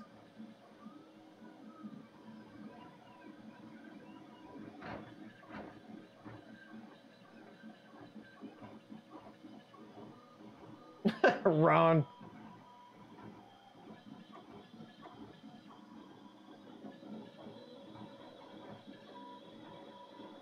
Yep. Yep, 3DP Iceland, same here.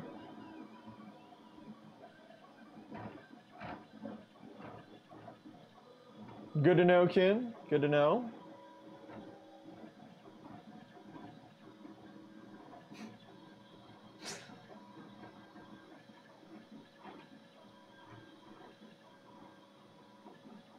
Oh, no problem, Daniel. I'll take that. I'll take that kind of blame all day.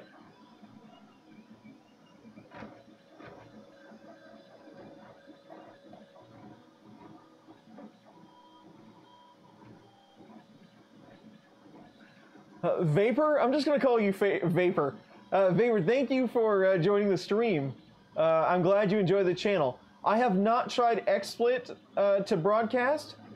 Colin was talking about the Streamlabs version of OBS the other day. That looks somewhat interesting, but I've never tried XSplit. I've only done OBS.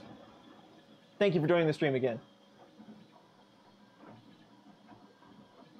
Yes, you can all blame me for your 3D printing woes. I'll allow it. Yeah, scrap computers, 3D printers, why not?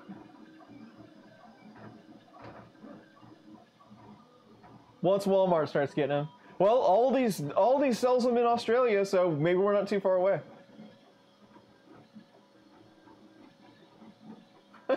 Walter will vape right along with you.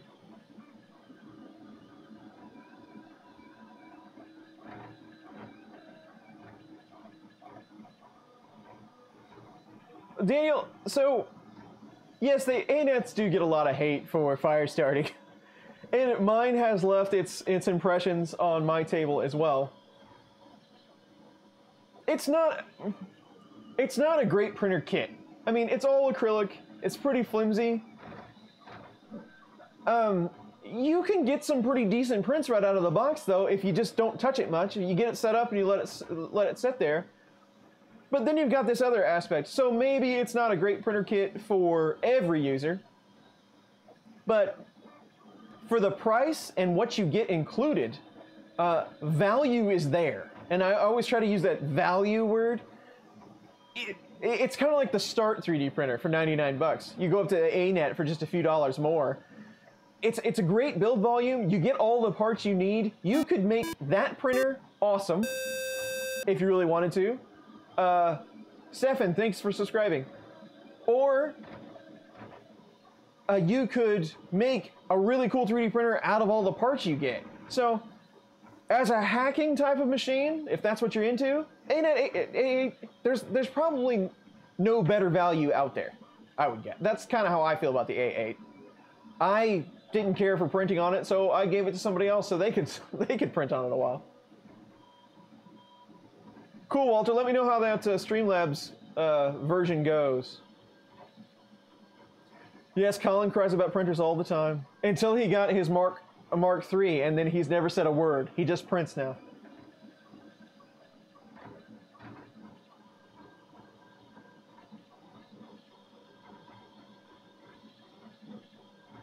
Yeah, well, Daniel, if you respect it for what it is, it gets really, really hot. Don't put flammable things around it. Have a smoke alarm. For what it is, great price. You really can't go wrong with it. I mean, even if it's a piece of crap, it's cheap.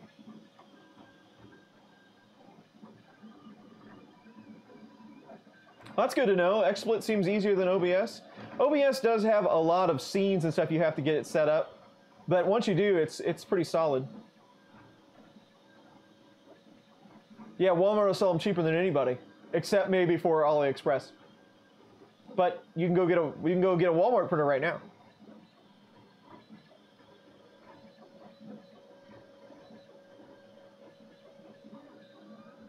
We'll see you later, Sholm. Thanks for joining. Thanks for the stream. Thanks for the tip. It's much appreciated. It's that's the Prusa effect. Once you get it, you don't realize what you're missing.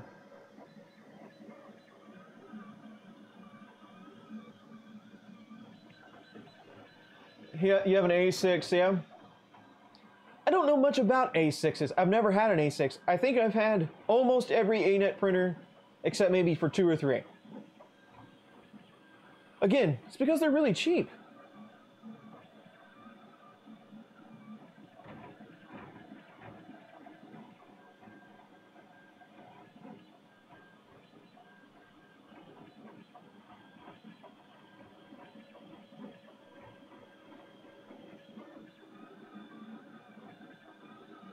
First upgrade, fire extinguisher. Not a bad tip at all.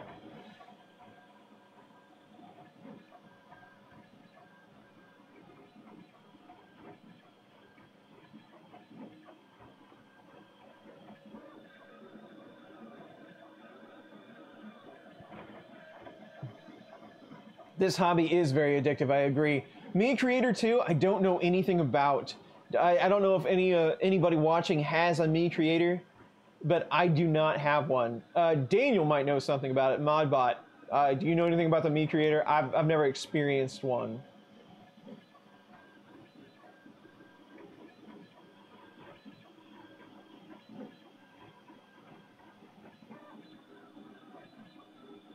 Oh, MK3 hands down versus a Tornado. MK3, unless you need the build volume. If you need the build volume, go with the Tornado, but it's not going to perform like an MK3. Then you buy cheaper ones to remind yourself, yes. Lead times are a little lengthy, but it's worth the wait. Hang in there, it's worth the wait. See you later, Mad Mike. Thanks for joining. Much appreciated.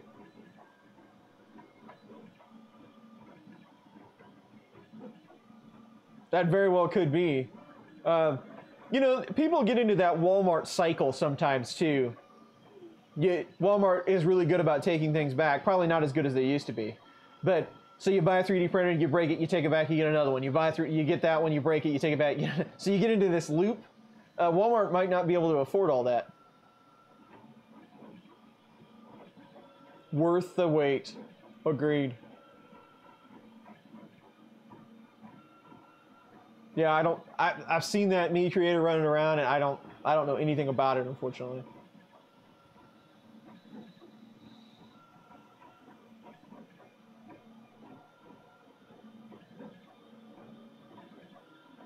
No, we were just talking about if Walmart did sell 3D printers. They don't sell one that I know of currently. But if they did, it'd probably be a clone of Wenhao Duplicator i3.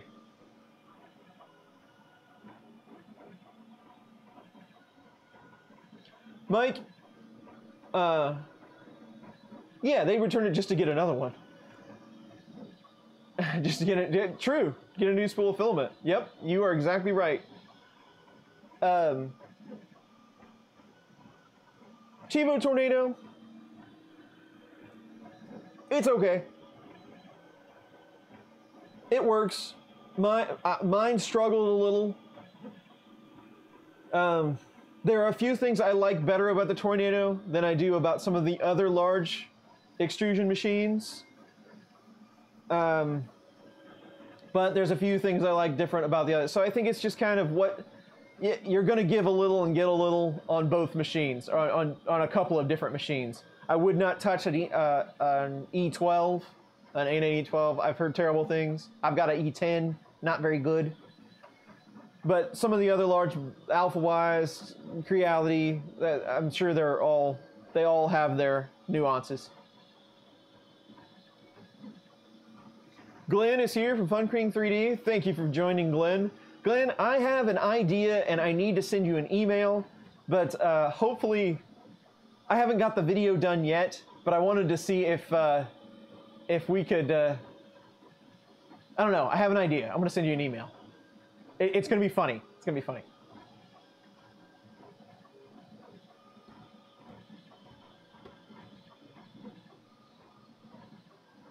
Sonic Alchemy, James, how are you? This is a wave for James.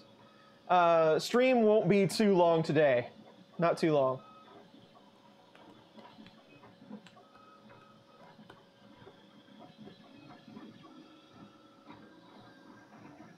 Yeah, I'm gonna go a little longer today, Colin. I'm gonna do the benchy, and I don't want to run over Matt's stream, but I'm gonna do the benchy, and then we're gonna do one of those cats, and I think we'll call that good, because I've got a little longer today.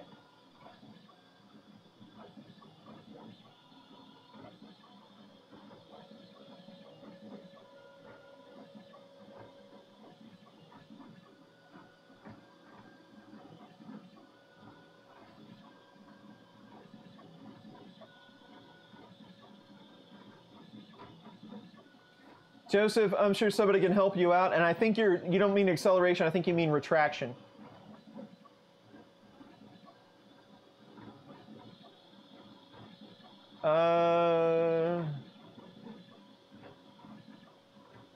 Yes, it would turn out a little bit differently. A little, depending on the printer. So, Glenn, so I got this because of Mario. And if you have a contact for Mario, tell him that I finally got around to opening this and getting some prints out. Because I haven't talked to Mario in a long time. But I got this because of your printer, and I thought it looked cool, so I contacted Mario. Mario said, hey, go for the recertified one, because they seem to be a little better. So that's what I did. This is a recert, and it was like $50 cheaper. But the bed level was fine. So I don't know if it's because they went back through it, but the nozzle was a little too far away from the bed, but it seems to actually be pretty consistent. I haven't done a big print yet, but we'll find out. It was a little too far away, and that's going to have to be tweaked a bit, but everything went good, so I don't know if it's because of the recertification or not. Yeah, we're going to do a Cali Cat.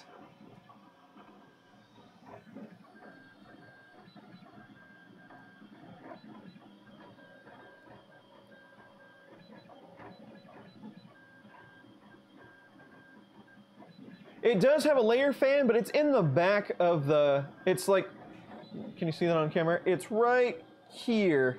So it probably needs a duct to push that air a little bit more. But it does have a fan on it. It looks to be a 40mm by 10. All right, James.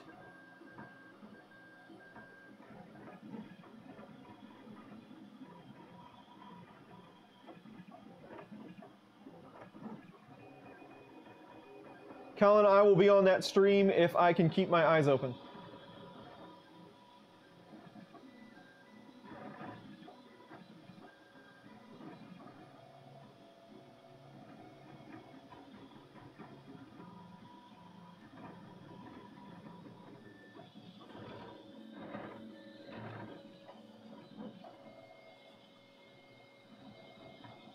Really? Digging into the first layer. That's interesting. Yeah, mine's actually just a little bit too far. Did you finally, Glenn, did you finally correct it?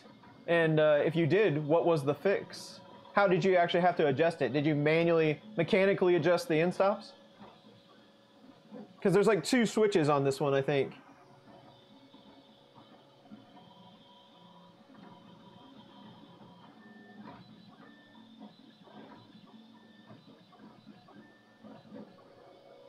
A 0.4mm layer height with a 0.4mm nozzle.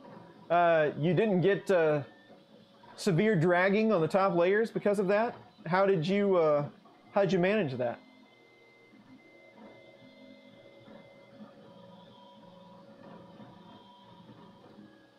PETG might work on that.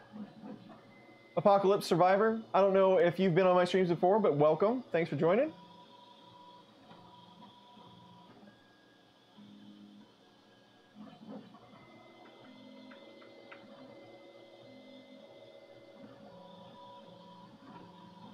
Excellent.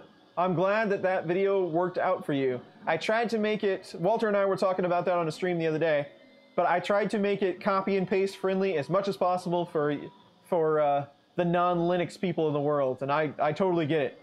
Linux can be a real pain sometimes, but copy and paste, hopefully good.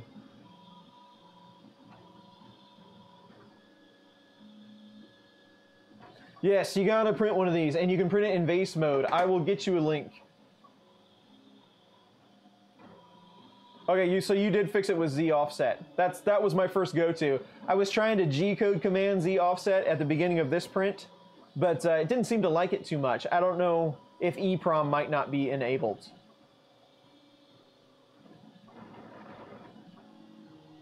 Ah, you used the air pump that you were telling me about. I checked that out as well. I have not ordered one yet.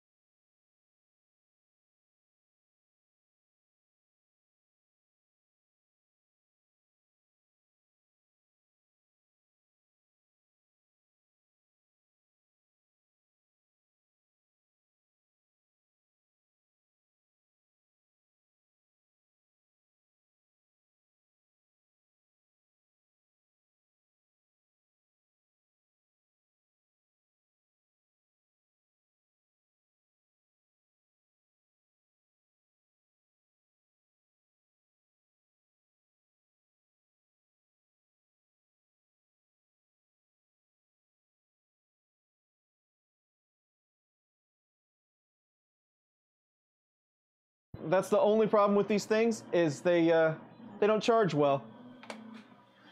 I don't know where I left you, but what I'm trying to do at the moment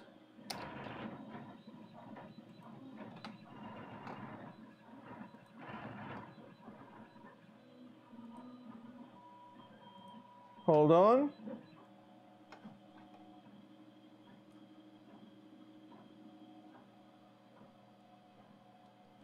There we go. Audio is back. Yes, I ran out of batteries on this microphone pack. That's fine. I'm on it. So,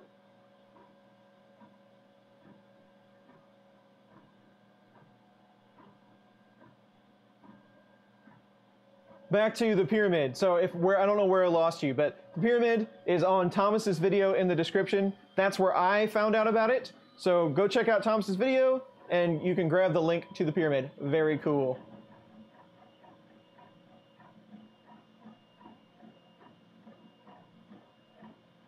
Dead batteries.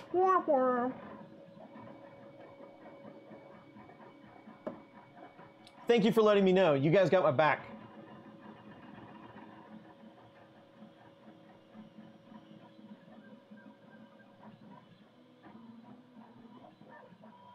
Duct tape is silver.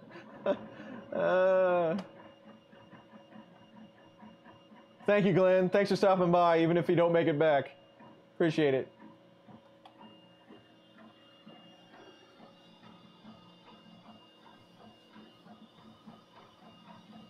Anytime, anytime. I'm just glad the link worked. YouTube doesn't always let the link go. What do you say? It got bridged at what?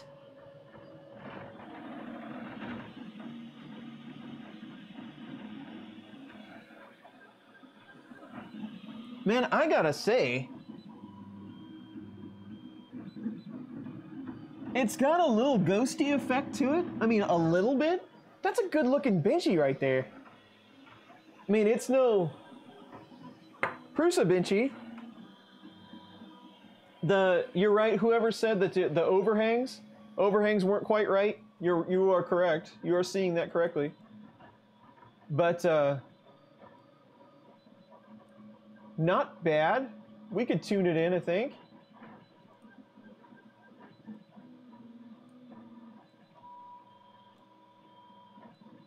I'm adjusting my screens. There we go.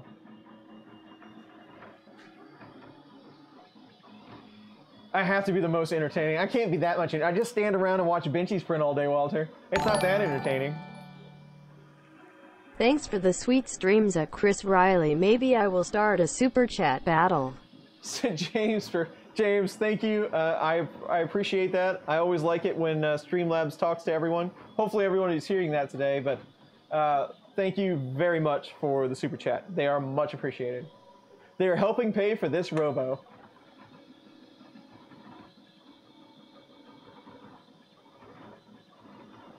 Yeah, so Slick 3R always does 90 for me.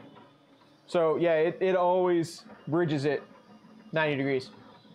Battle.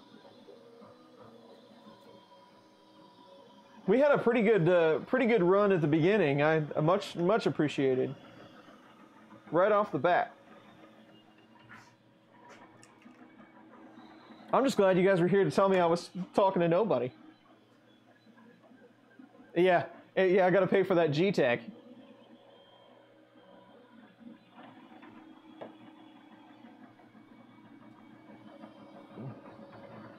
Ooh, green PE. How did that turn out in PETG? I have one of those, but it's a PLA Lion. You probably had to have a serious heat gun for PETG, huh?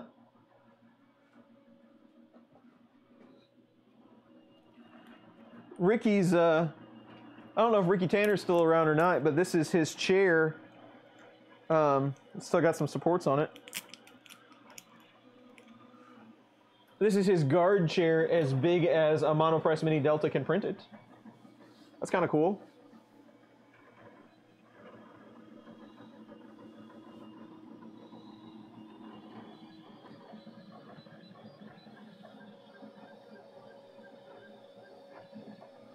All right, Walter, I'll be here.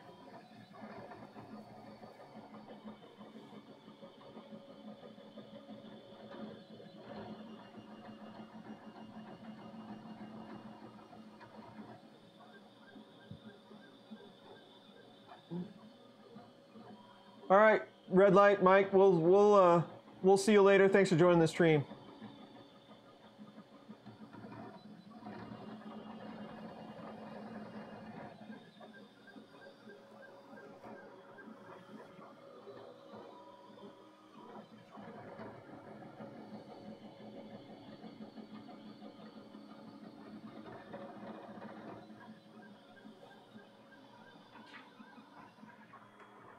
I'm not even sure what else has been going on. Man, it seems like everything and nothing all at once. Just lots of work. So I spent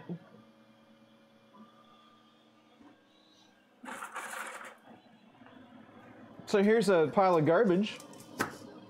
So that is about 10 hours of printing. There's actually a little more of it down there. And I got halted by a power hit. And that's a hang printer Benchy at 500%. And it's glow in the dark filament. So I got halted by the power and it stopped, and I was gonna try to recover it. The problem is on a hang printer, there is no home position. So you never know where you're actually at. So the second that reboots, you go back to 000, but there's no end stop or location specifically that is 0. You set that yourself with a ruler, basically, with a tape measure. So it's really hard to figure out where you were and where you need to go back to.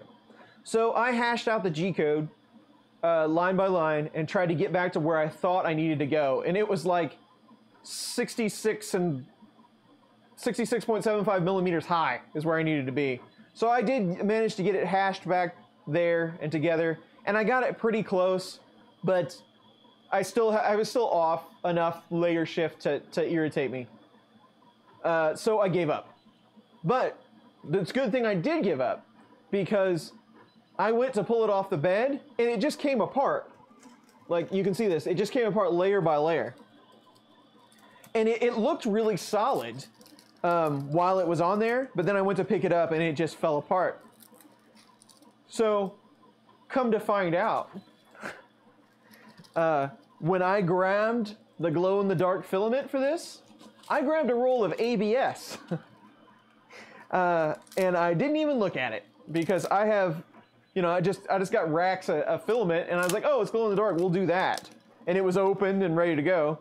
And didn't even check, threw it in there, and it was ABS, and that is never going to work in an open air environment, especially as cool as it is down here on the floor.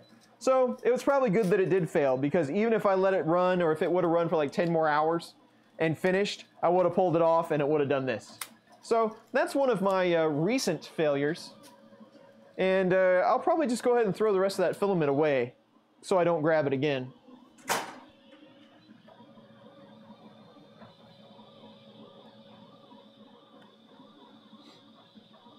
You did. That was your fault that I didn't have a UPS. No. Yeah, it happens about 2 or 3 times a year. I'll take a hit like that, and it seems like I'm printing all the time. So whatever's printing at that moment, it's just toast.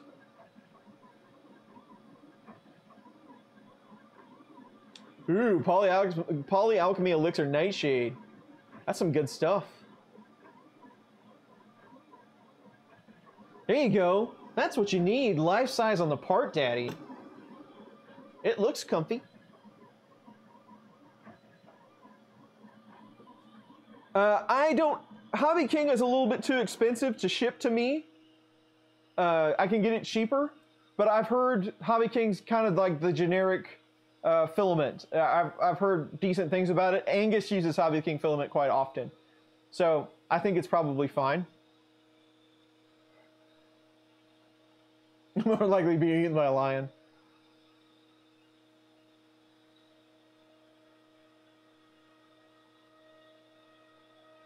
Yeah, occasionally we'll get the squirrel surge.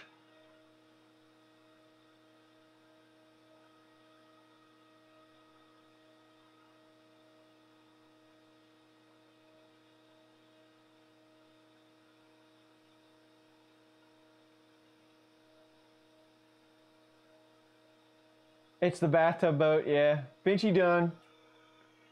So, this bed is removable, and I want to try it out. So it's just got magnets on it, right? And the benchy just fell off. So it wasn't stuck at all.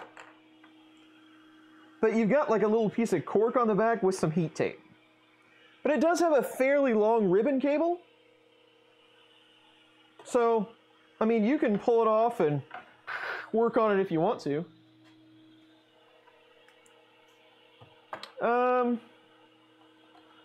Everybody's talking about hairspray.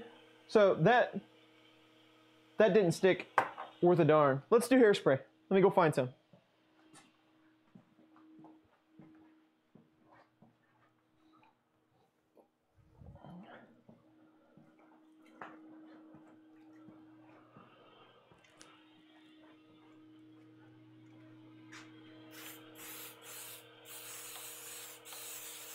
That is fully sprayed.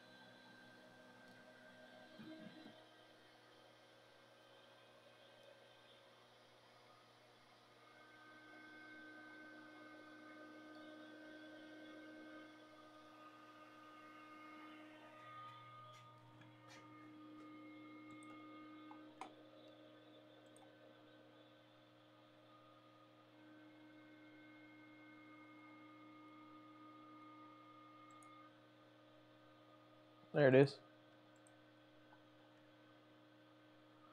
So, what are my offsets right now? I have none.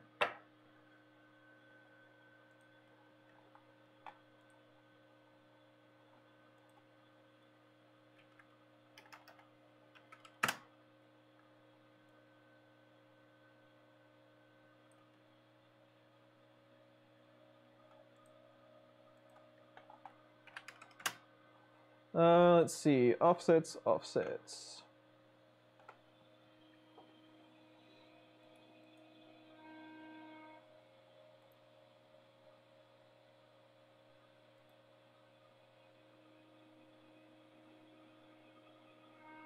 Wipe room retracting.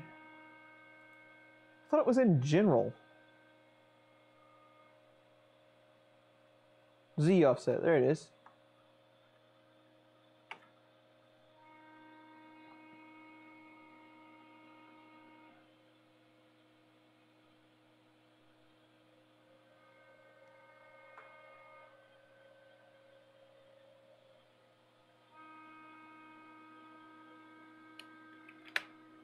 Let's try.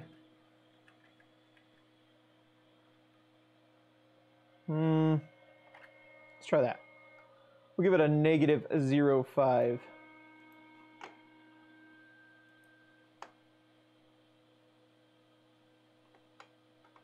Yeah, so Tanner, that Ricky, I always call you Tanner.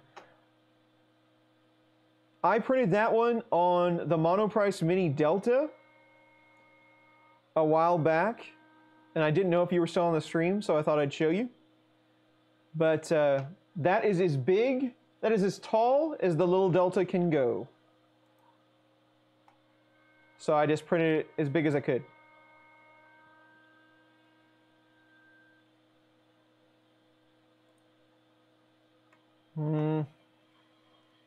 Come on.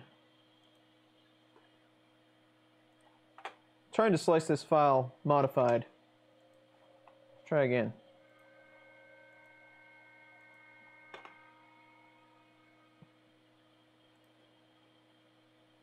G-code.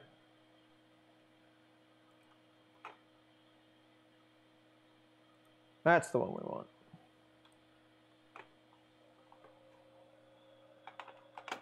Do it. All right, it's printing.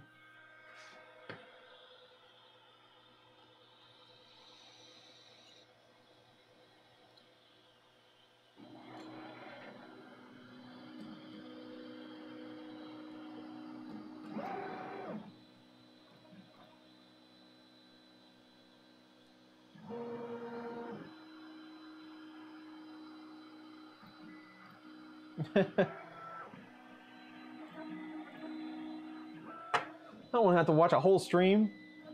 Totally hear you.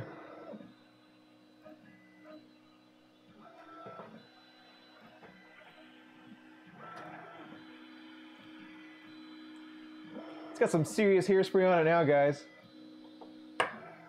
You like that? I wish it wouldn't, I just bumped you. I wish it wouldn't, what the hell is that?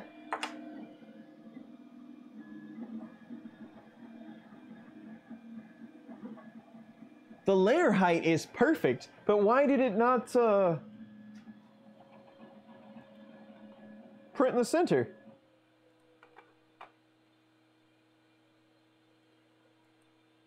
But seriously, the layer height is perfect.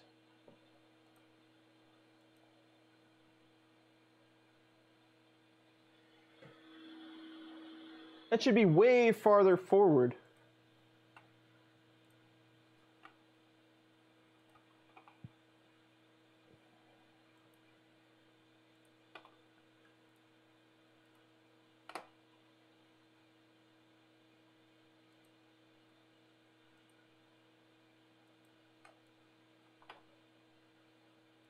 I'm going to turn that off and back on. Yeah, it shouldn't be that far back. Jeez. What? There's always something. Always something.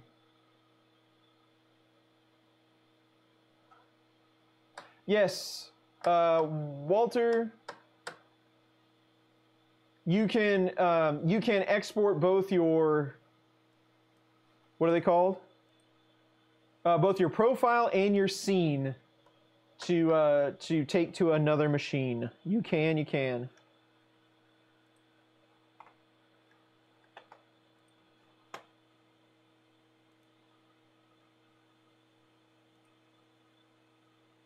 I think you just go to File and hit it. See where that one goes. That was kind of unusual. Did I disturb it? I might have.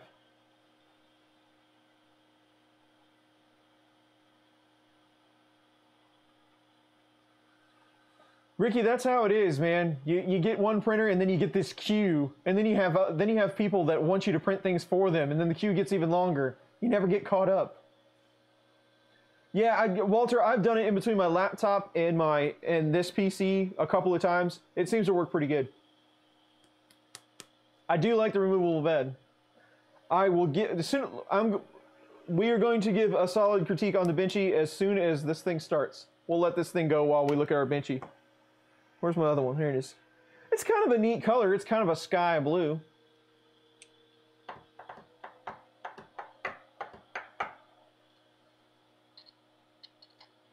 Sure, Ken. Let me know. I'll even buy one from you. I'd have to find something to put it on, but I'll definitely find something to put it on. I'm more than willing to purchase one for the cause. It sounds like you're onto something with that, though.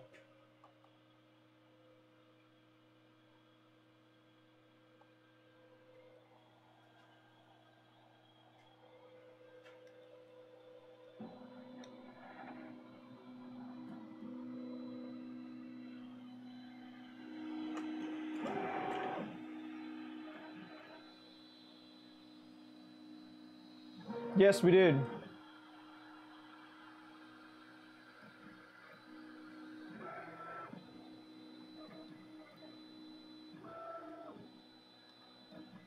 Christopher, I wish I spoke. I'm guessing that's German.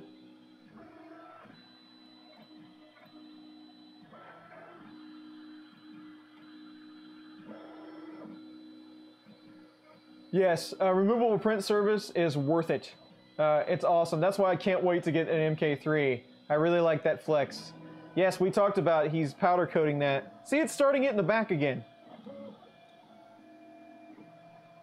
The only thing I changed was the Z offset. Alright, it's looking too good. I'm gonna let it go and I'll fix that later. I don't know what happened. I disturbed the build volume or something. I have no clue. Anyway. Thank you, Walter.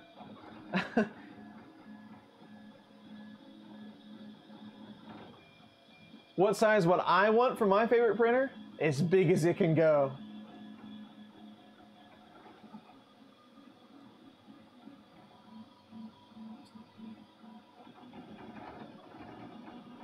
Yeah, removable bed. That's a game changer. Ah, yes, the CR10 wheels. I've had experience with that as well.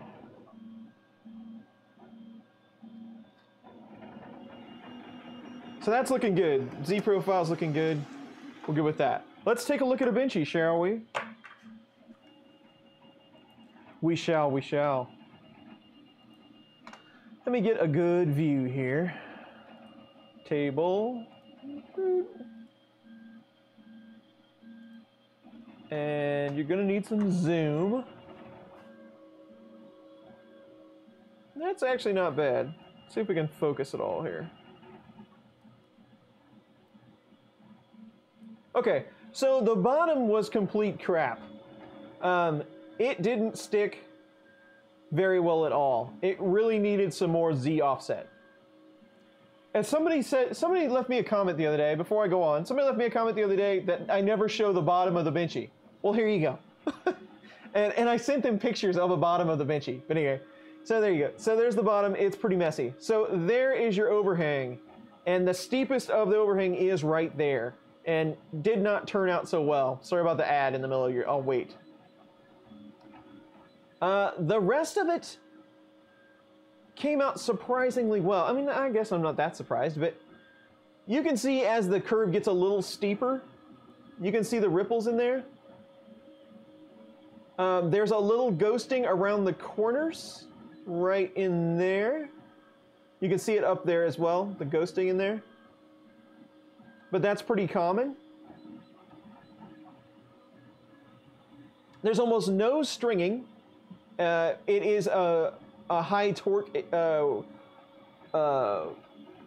what's it called, Wade's style extruder. Of course, you can't read the back. The filament looks like it's printed a little hot for PLA. It's a little shinier than it should be. I mean, like at the right temp. Might be just a little hot. But if it was too hot, I would expect to see more stringing. So again, you can see that lip right here, where it didn't do the transition so well. Again, ghosting right there. Ghosting all around the top. But again, that's pretty common for the direction that it's printing in, right? You can see it right in there. Very little stringing. Top layer finish looks really good. The chimney, just a little smushed. Could have used just a little bit more cooling and probably a little less heat. I'd give it a 7.5. So just for reference, the bottom of this Benchy actually isn't all that great, but you can see, like this is an MK2 Benchy. You can see a little noise on it. And there's probably a little more stringing on it, but the overhangs and stuff are really good. So there you go. There's the Benchy.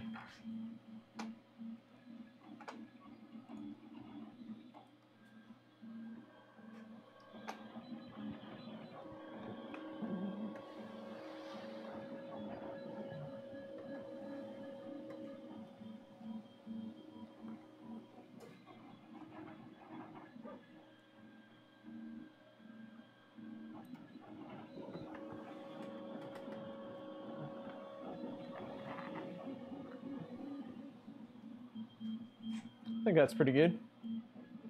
There you go, that's better. All right, so we got the cat going. So what I miss? Just talking about the Benchy. You probably said all the same stuff that I did.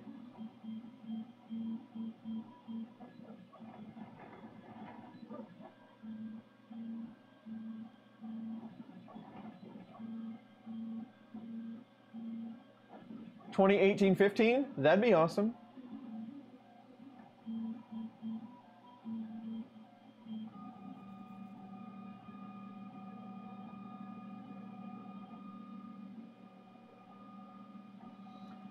Yeah, I don't even know.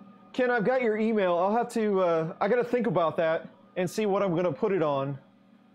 I was thinking about doing like an Ender 2, the ultimate 3D printer upgrade thing. So maybe I'd do like a 150 for that or something. I don't know. I'll have to think on it though. I know I definitely want to try one.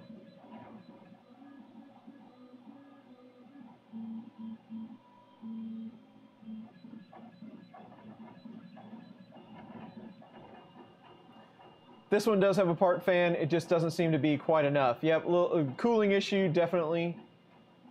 That can be tuned. Windows updates, cool. Yeah, I think you have to go way down if you want to read the back and take forever. It's not, yeah, Martin, it's not too bad. Not terrible. Yeah, so yes, I am receiving an MK3. I have purchased, I'm not receiving. It's not like Joe sent it to me because I'm a nice guy. I purchased an MK3 and I will be getting it in a couple of weeks. So that would be good.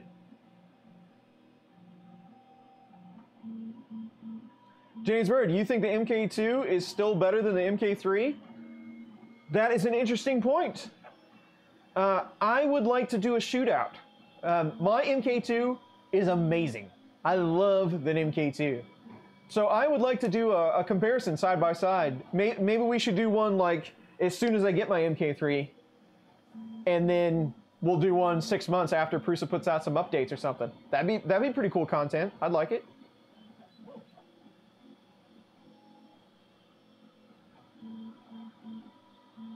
Yes, we were putting the cat, the calibration cat.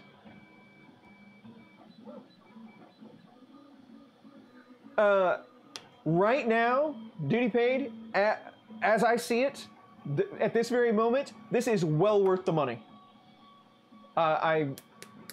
Yes, it is well worth the money. We'll see after I crank through some serious filament. And I'm pretty excited about this, actually. I don't want to sound, you know, let me catch up on chat and then I'll go through.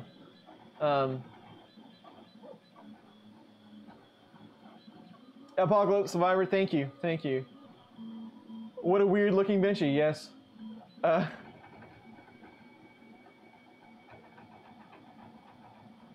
I know, Walter, I'm gonna get you that milkshake, benchy. And by the way, if anybody was on the, yeah, I'm gonna mess it up. FCP face, so the Friday night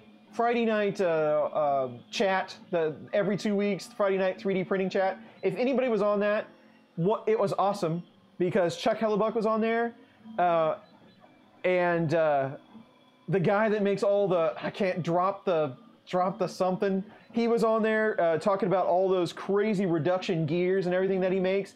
Great chat. And there were multiple Chris Rileys. We had a Glenn Chris Riley and a Walter Chris Riley. And me. I wasn't on the video, but I was totally in the chat. So that was awesome. And I appreciate you guys wearing those shirts. F3PC, yes, go check that out. Sorry, I knew I was going to butcher it. Go check that out. It was a great chat Friday night. Very technical, very cool. It was so technical that I felt like it was getting over my head. And I'm not the most technical guy, but there was a lot of smart people on that chat. Did you get the kits? Yes. Yeah, MK3, yes, I did get the kit. Dude, nice.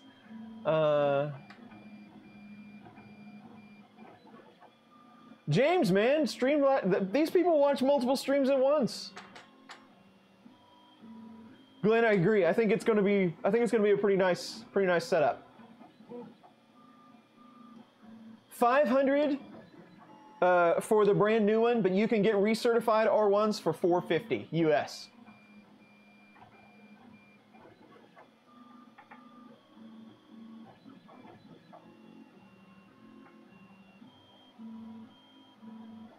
Gear down for what? That's him. Thank you.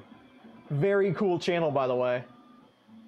He like lifted an anvil and stuff. He tried to lift a car with this gear reduction that he made. Awesome. Chuck is a genius. I love talking to Chuck. I got to talk to him for like 2 hours in person at Murph. Genius. Yep, Ken was there. Yep. Bo's back. Hey, Bo.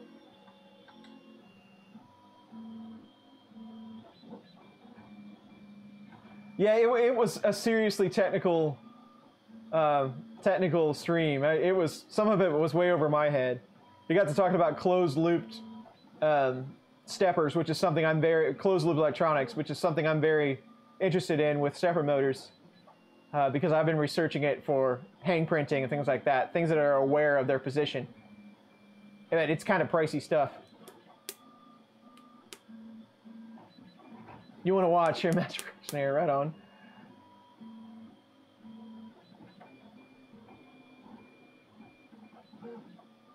Without Adderall.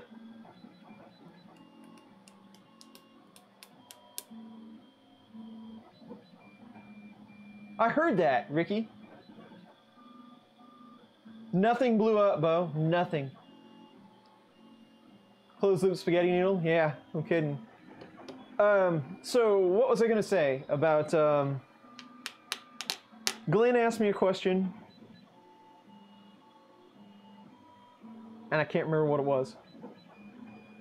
Now I gotta scroll back. Man, I got up way too early this morning, guys. I got up at 3:45. Can't remember anything.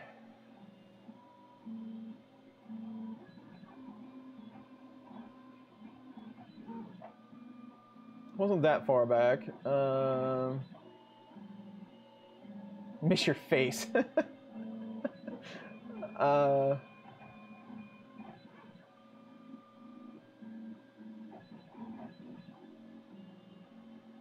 had a thought, and now I can't remember it.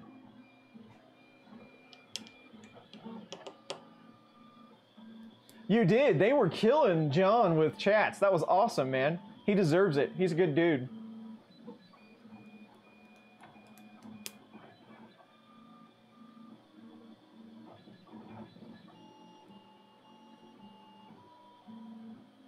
"3D Guster, thanks for coming back. I see you on these streams a lot. Much appreciated that you joined. Good evening."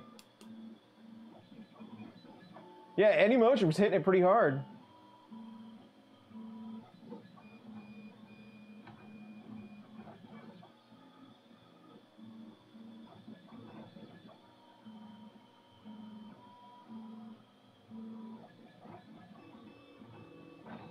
Apocalypse for the Friday night chat. Is that you got up for the bell? Yeah, John's a good guy, real smart dude.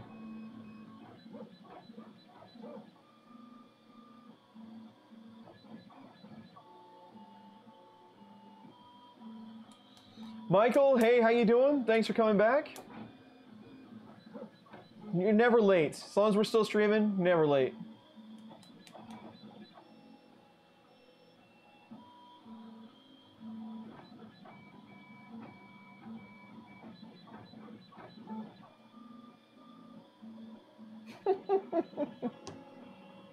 There is always someone to tell you.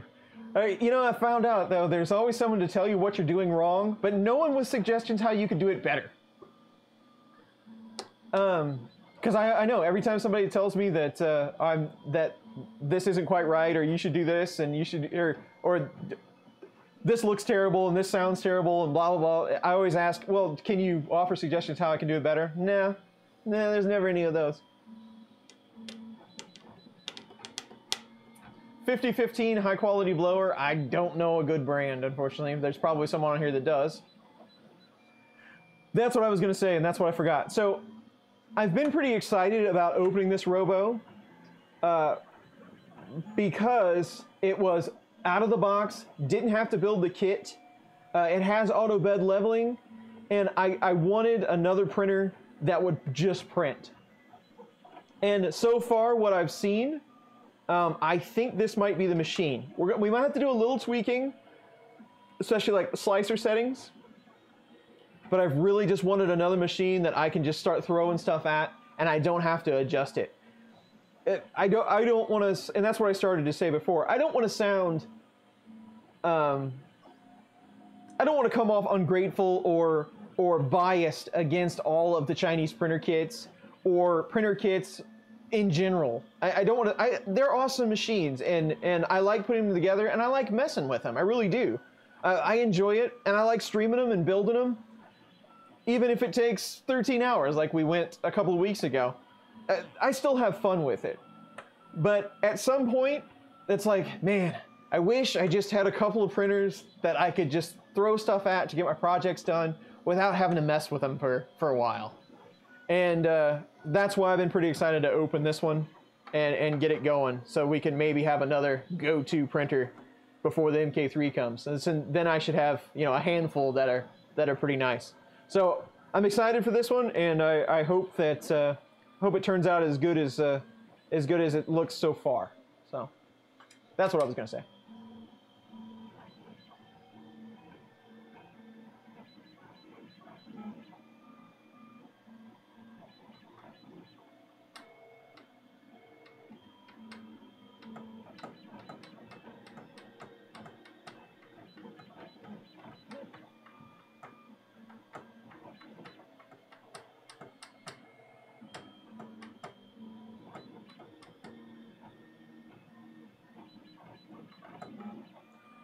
The standard rivet cable, it's I wouldn't say it was standard. I'm not sure what gauge that is, but it is definitely not 28 gauge. And it says on it, it's just really hard to read.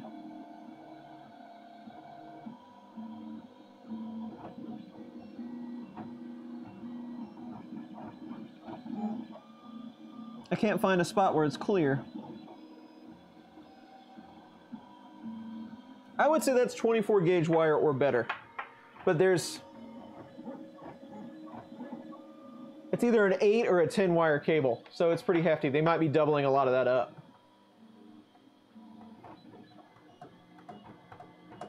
What Hotend is in the ROBO? Hey Don, how you doing? Thanks for joining.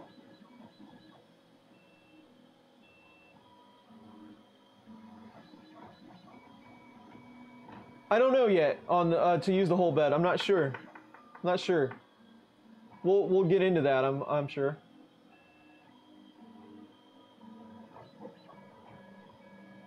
So it seems reasonable for what I paid for it. It seems reasonable right now. What Hotend? I'll take a look at it. And I'm Silent Bob. Excellent. I like not saying things. Mechanically, you can't use the whole bed. Okay, that's good to know. Late night vodka powered extrusion hour. Excellent. That's a great name, James.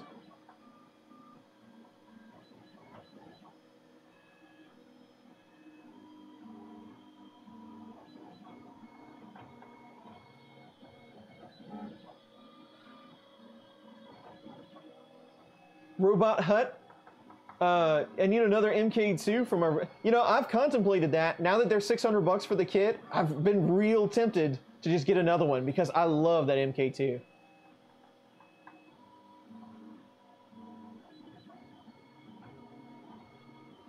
Yeah, I'm doing the same, Ken. I'm planning on going to Earth, but it's going to be tight. Like I said, I've got to fly early Saturday and come back Sunday. But I'm planning on trying to get there.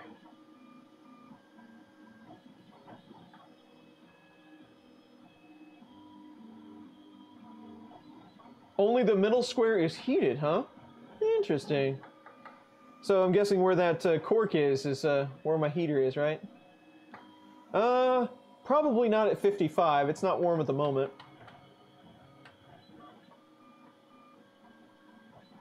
Capricorn tube fixture jams. That's a good tip.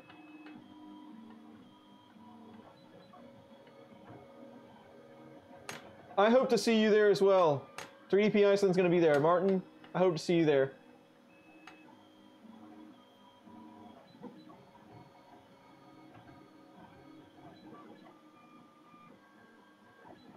James, man, you can't take on another project, buddy. You got to finish some of those awesome ones you got going.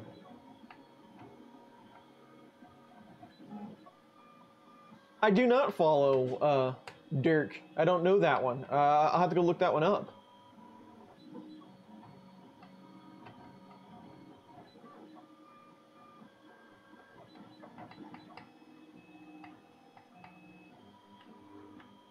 Do It is awesome. The Do It boards, they're crazy.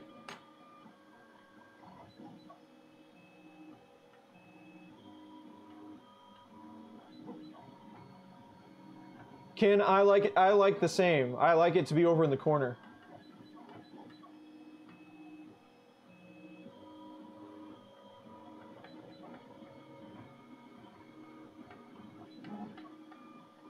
Yeah, no kidding, James, man. Focus. Get in on one project. Get it done. Get it over with. I know exactly how it is, though, James. I'm just kidding you. But, man, you get spinning on this stuff, and you're going 5 different directions at once. The last video I did, it's done finally. I got it done about 6 o'clock last night. I spent 6 days on it, and it should have been like a 3-hour video. But one thing leads to another, and you got 6 days in it. It was ridiculous.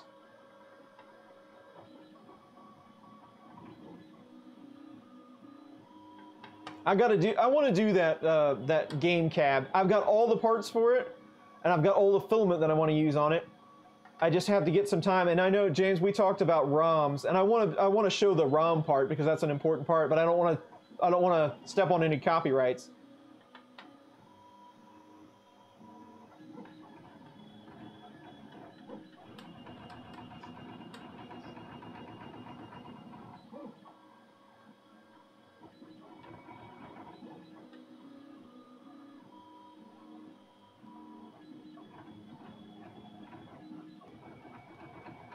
Oh yeah, that'd be awesome if you could just plug. You don't need to Octoprint or anything.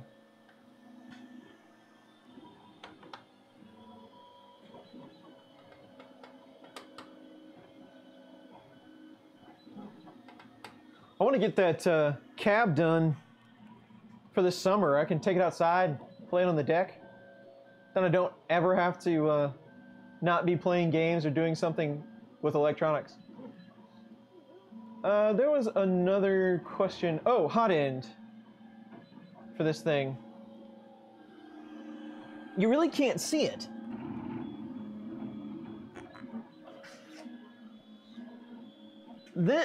Is it square? It's square. So it's kind of a generic hot end. It's E3D style. But I would say it's closer to like a V5. It's much smaller. It's only about that wide square. So it's kind of a generic E3D style extruder. Or hot end. The extruder is kind of a Greg's Wade setup.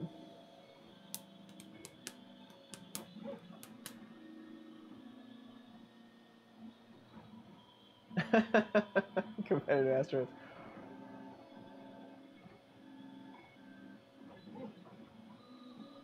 Man, Mike's back. Welcome back.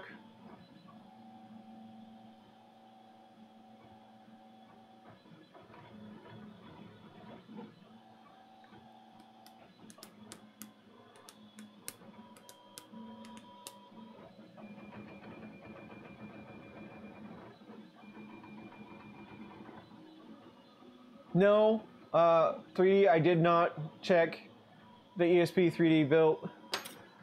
I really do need to start taking notes during these streams. Somebody told me to go check something out. I need some paper. Need some paper. Where's my Post-its? I can't have life without Post-its. Here's Post-its. Because I think you've mentioned that to me before. ESP 3D. I gotta go check that out because I really dig that project. And then somebody said, I think it was Ken, said I needed to go look at something. What was it?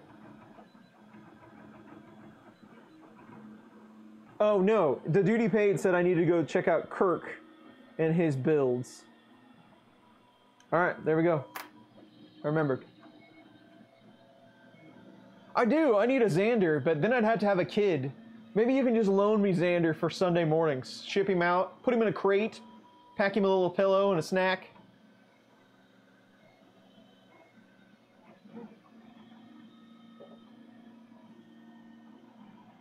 Hexagon hot end full. Interesting. If only I had a video that I could go back and watch that had all this stuff on it. I was just like the last person, then I had to go watch a live stream.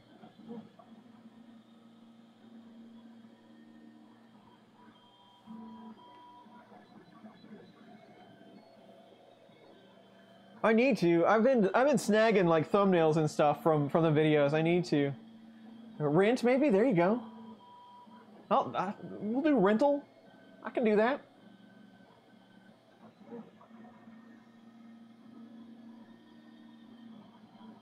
Yeah, 17-year-olds will send me. Yeah, I trained the dog. He's not real talkative though. Bed leveling virtualizer. I saw that plugin when it came out. I have not tried it yet. I need to set it up on that one I got over there for MK2 and give it a look. So many different things we need to do, right?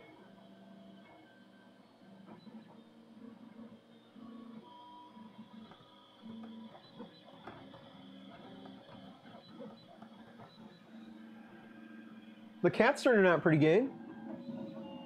It's very tiny. It's a very tiny cat. You want to measure it? It does have specs on the Thingiverse thing. I need to Thingiverse thing. It's a little redundant. I need to mark this before I forget.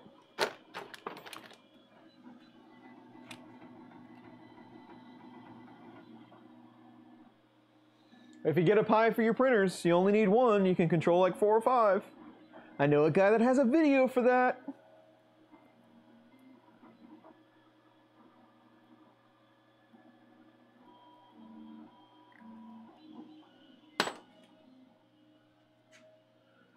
I'm gonna throw some of these away. Ricky, I should have sent you all of the benchies that I did on the X1.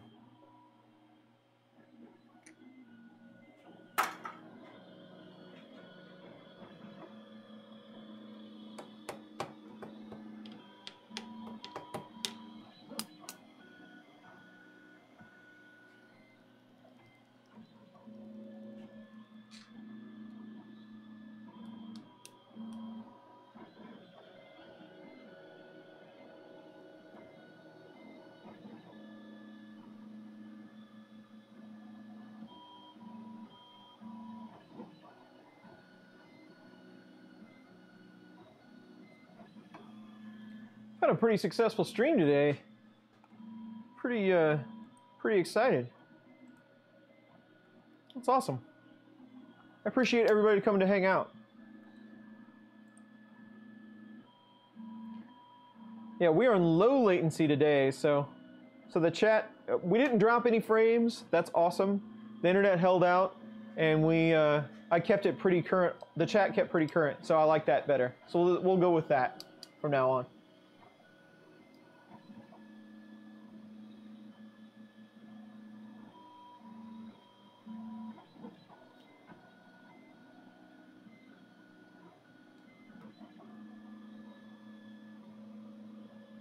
Stratasys owns Thingiverse.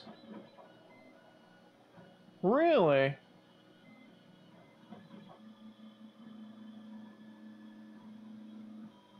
I had to buy a ton of washers for the dolly build. Of a couple different sizes. I ended up with a bunch of 10s and a bunch of 8s. And really the most effective way to buy those is like 100 at a time. So you're gonna end up with a few.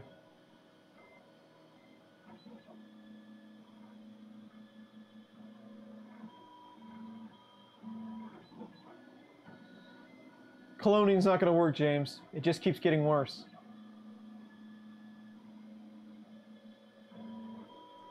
I totally want one of those E3D tool changing machines. In fact, I've gone to look, I've been on the internet to look at the Kickstarter for that a couple of times and never made it there. So that's another, well, I'm going to write that down. I got to get more organized, guys. You need to help me out. So somebody's going to have to start scribing notes for me and sending them to me condensed in an email so I can read them with one eye while I do work with the other one. No exploding acrylic today, Ricky. That's the things I do. No more explosions today. We're getting kind of thin on printers now, though. That with this one, I've only got a couple more to go. So we're getting caught up. I'm always willing to take suggestions as well for things that people would like to see. So email me, leave me a comment, let me know. Throwing a little shade on Thingiverse, eh? I knew MakerBot had Thingiverse. I did not know Stratasys had MakerBot, though. Print the Legend?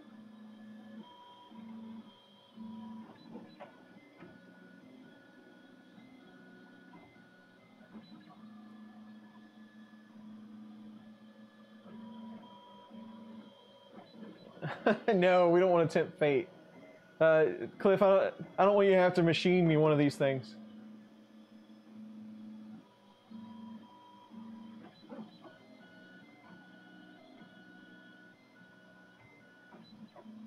For marketing materials, gotcha.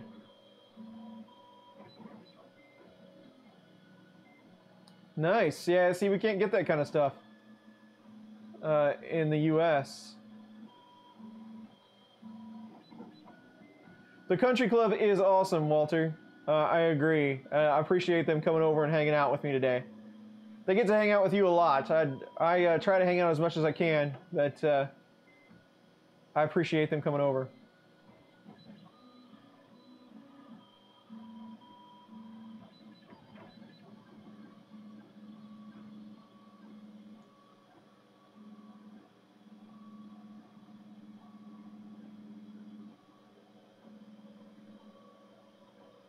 Oh, okay. I gotcha. Yeah, there you go. We need to get Rover. No, Glenn, I will not be doing an E12. I have washed my hands of the E series. Make it a challenge.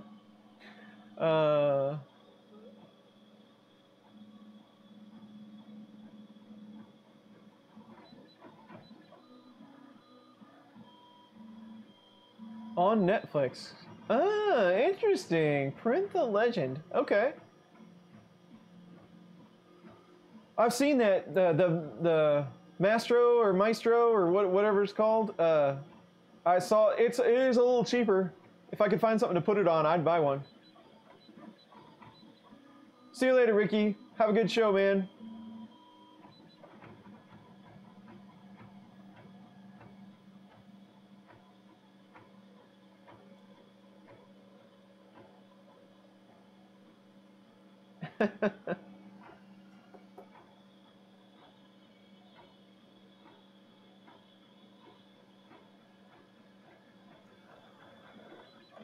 No. MakerBot and Ultimakers. The Ultimakers are really... MakerBot, just forget about MakerBot. Ultimakers are really awesome machines. But unless you need like really killer support or, you know, flawless dual color, a little more rigid design with the case and stuff. It's not really. It's like a light industrial machine. I would consider it, not really a hobbyist grade machine. Put the two back to back. I don't think print quality, single color print quality, out of the box. I don't think you're going to notice much difference.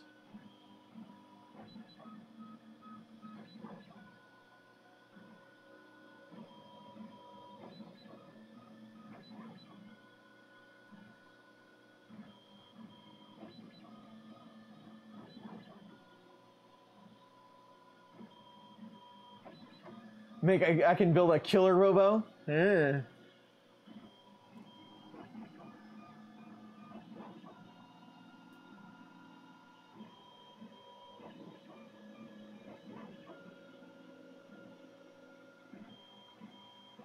Yeah.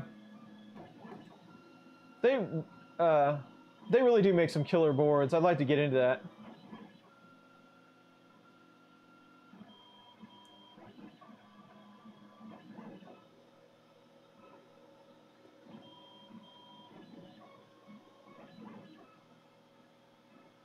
Oh, Bo, I didn't realize that.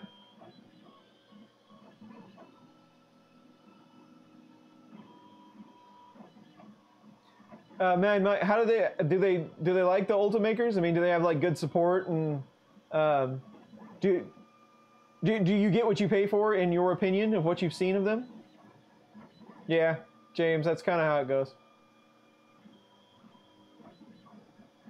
From NASA, sweet. Lots of printing today. Yeah, we're doing 2 models. This will be the last model for today, though. It's a little cat, and he or she is almost done.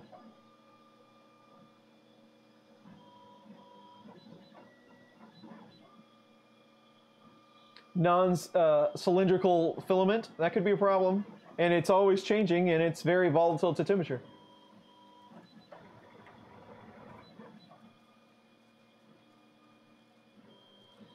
Yeah, I crank out so much stuff on a Prusa. I'd have to make quite a bit of money to even consider Ultimaker.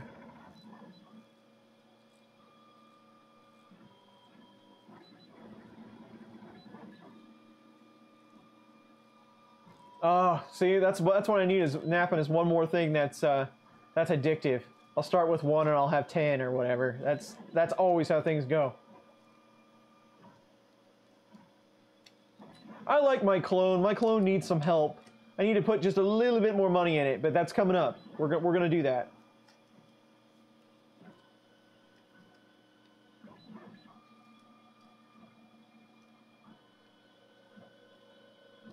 A catastrophe.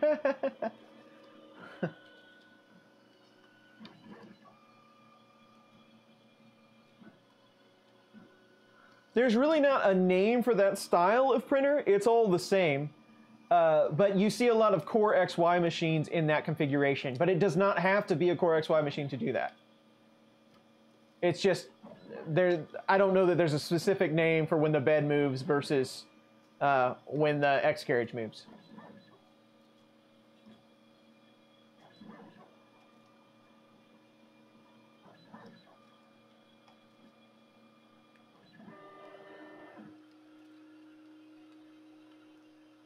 Yeah, Bo, I've seen pictures of that design that you had going. I don't think there's be any reason why not to publish it.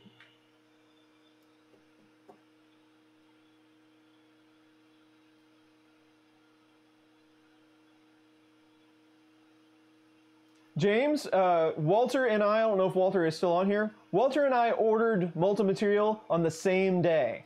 So in a couple of, they're supposed to be out in late May. So when Walter and I get those, you will see lots of cool activity on the multi-material. So it's coming up. So we'll test it out before you spend your money.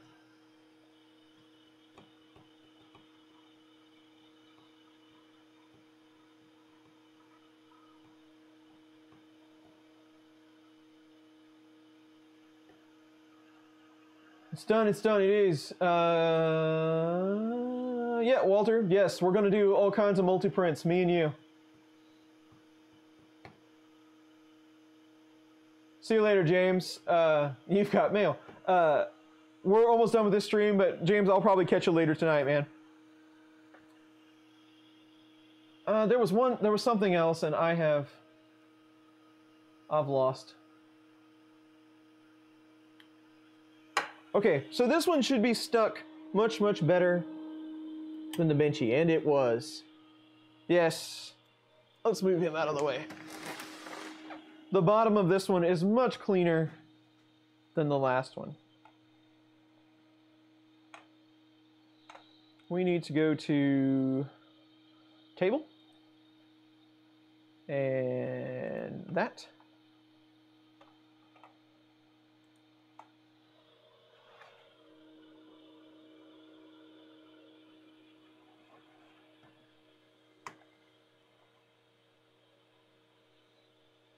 Focus, focus, focus. Nope, nope, nope, nope, nope. So there you go. The bed surface on this one, definitely finished a lot cleaner. It could use just a little more smush, but it was stuck rather well. You can see the bridging inside there, not too bad. A little messy, but still looks decent. The overhang on the tail, that's probably a 45 degree. That looks much better than the Benchy did, but it was facing towards the back. It was sitting like that on the printer, and the fan is actually behind the hot end, so that's probably expected. There is quite a bit of ghosting. You can see that on the corners. That's pretty common for something that's moving pretty fast into a corner like that, and that's kind of what we were talking about with, no, I can't think of it. Not jitter, jerk. With jerk values, when you're slowing and stopping to get to a corner, linear advance can help with that. You see he's got some overhang on his face there, or on his head. That's a little messy. I'm not used to synopsis of cats, so I'm doing the best I can here. The layers all look pretty good. They're pretty nice and even. His whiskers did turn out, so you do have some gaps there, but they do look pretty good. His eyes are good. They're not all droopy. His front feet look pretty good. Again, top finishes are good. The points are nice and clear and crisp. So all in all, pretty nice print. I don't think it's as valid, I guess, of a test as a Benchy is, but still pretty nice. Turned out pretty good.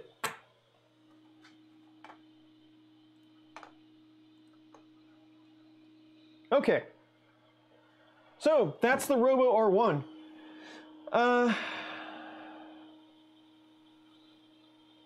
Thanks, Walter. Appreciate it. So, real quick before we end the stream. So, Amazon approached me about doing one of their influencer shops. And so I've always had an Amazon affiliate link that you can buy stuff from, and I get a certain percentage of that purchase.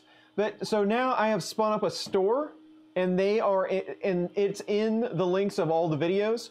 And I don't really, I mean, there's a few people already buying from the store, and I really appreciate that. It helps me out. It doesn't cost you any more.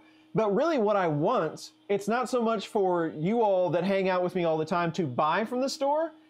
I need ideas of what needs to go in the store. I put everything that I've bought recently in the store, like, you know, ramps boards and motors and filament that I use and different things like that.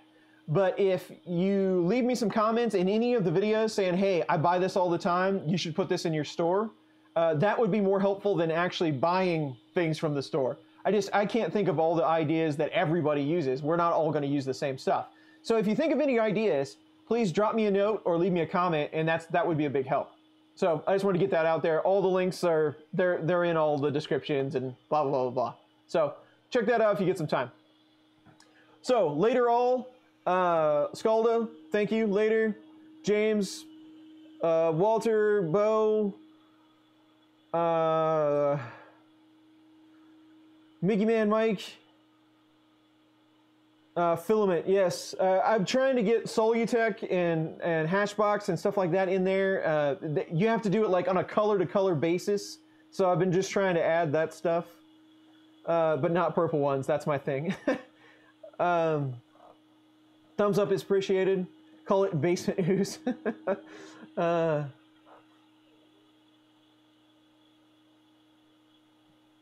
All right, so that's it. Yeah, go check out the other streams that are on. Mind of Matt, he was streaming earlier. Check him out.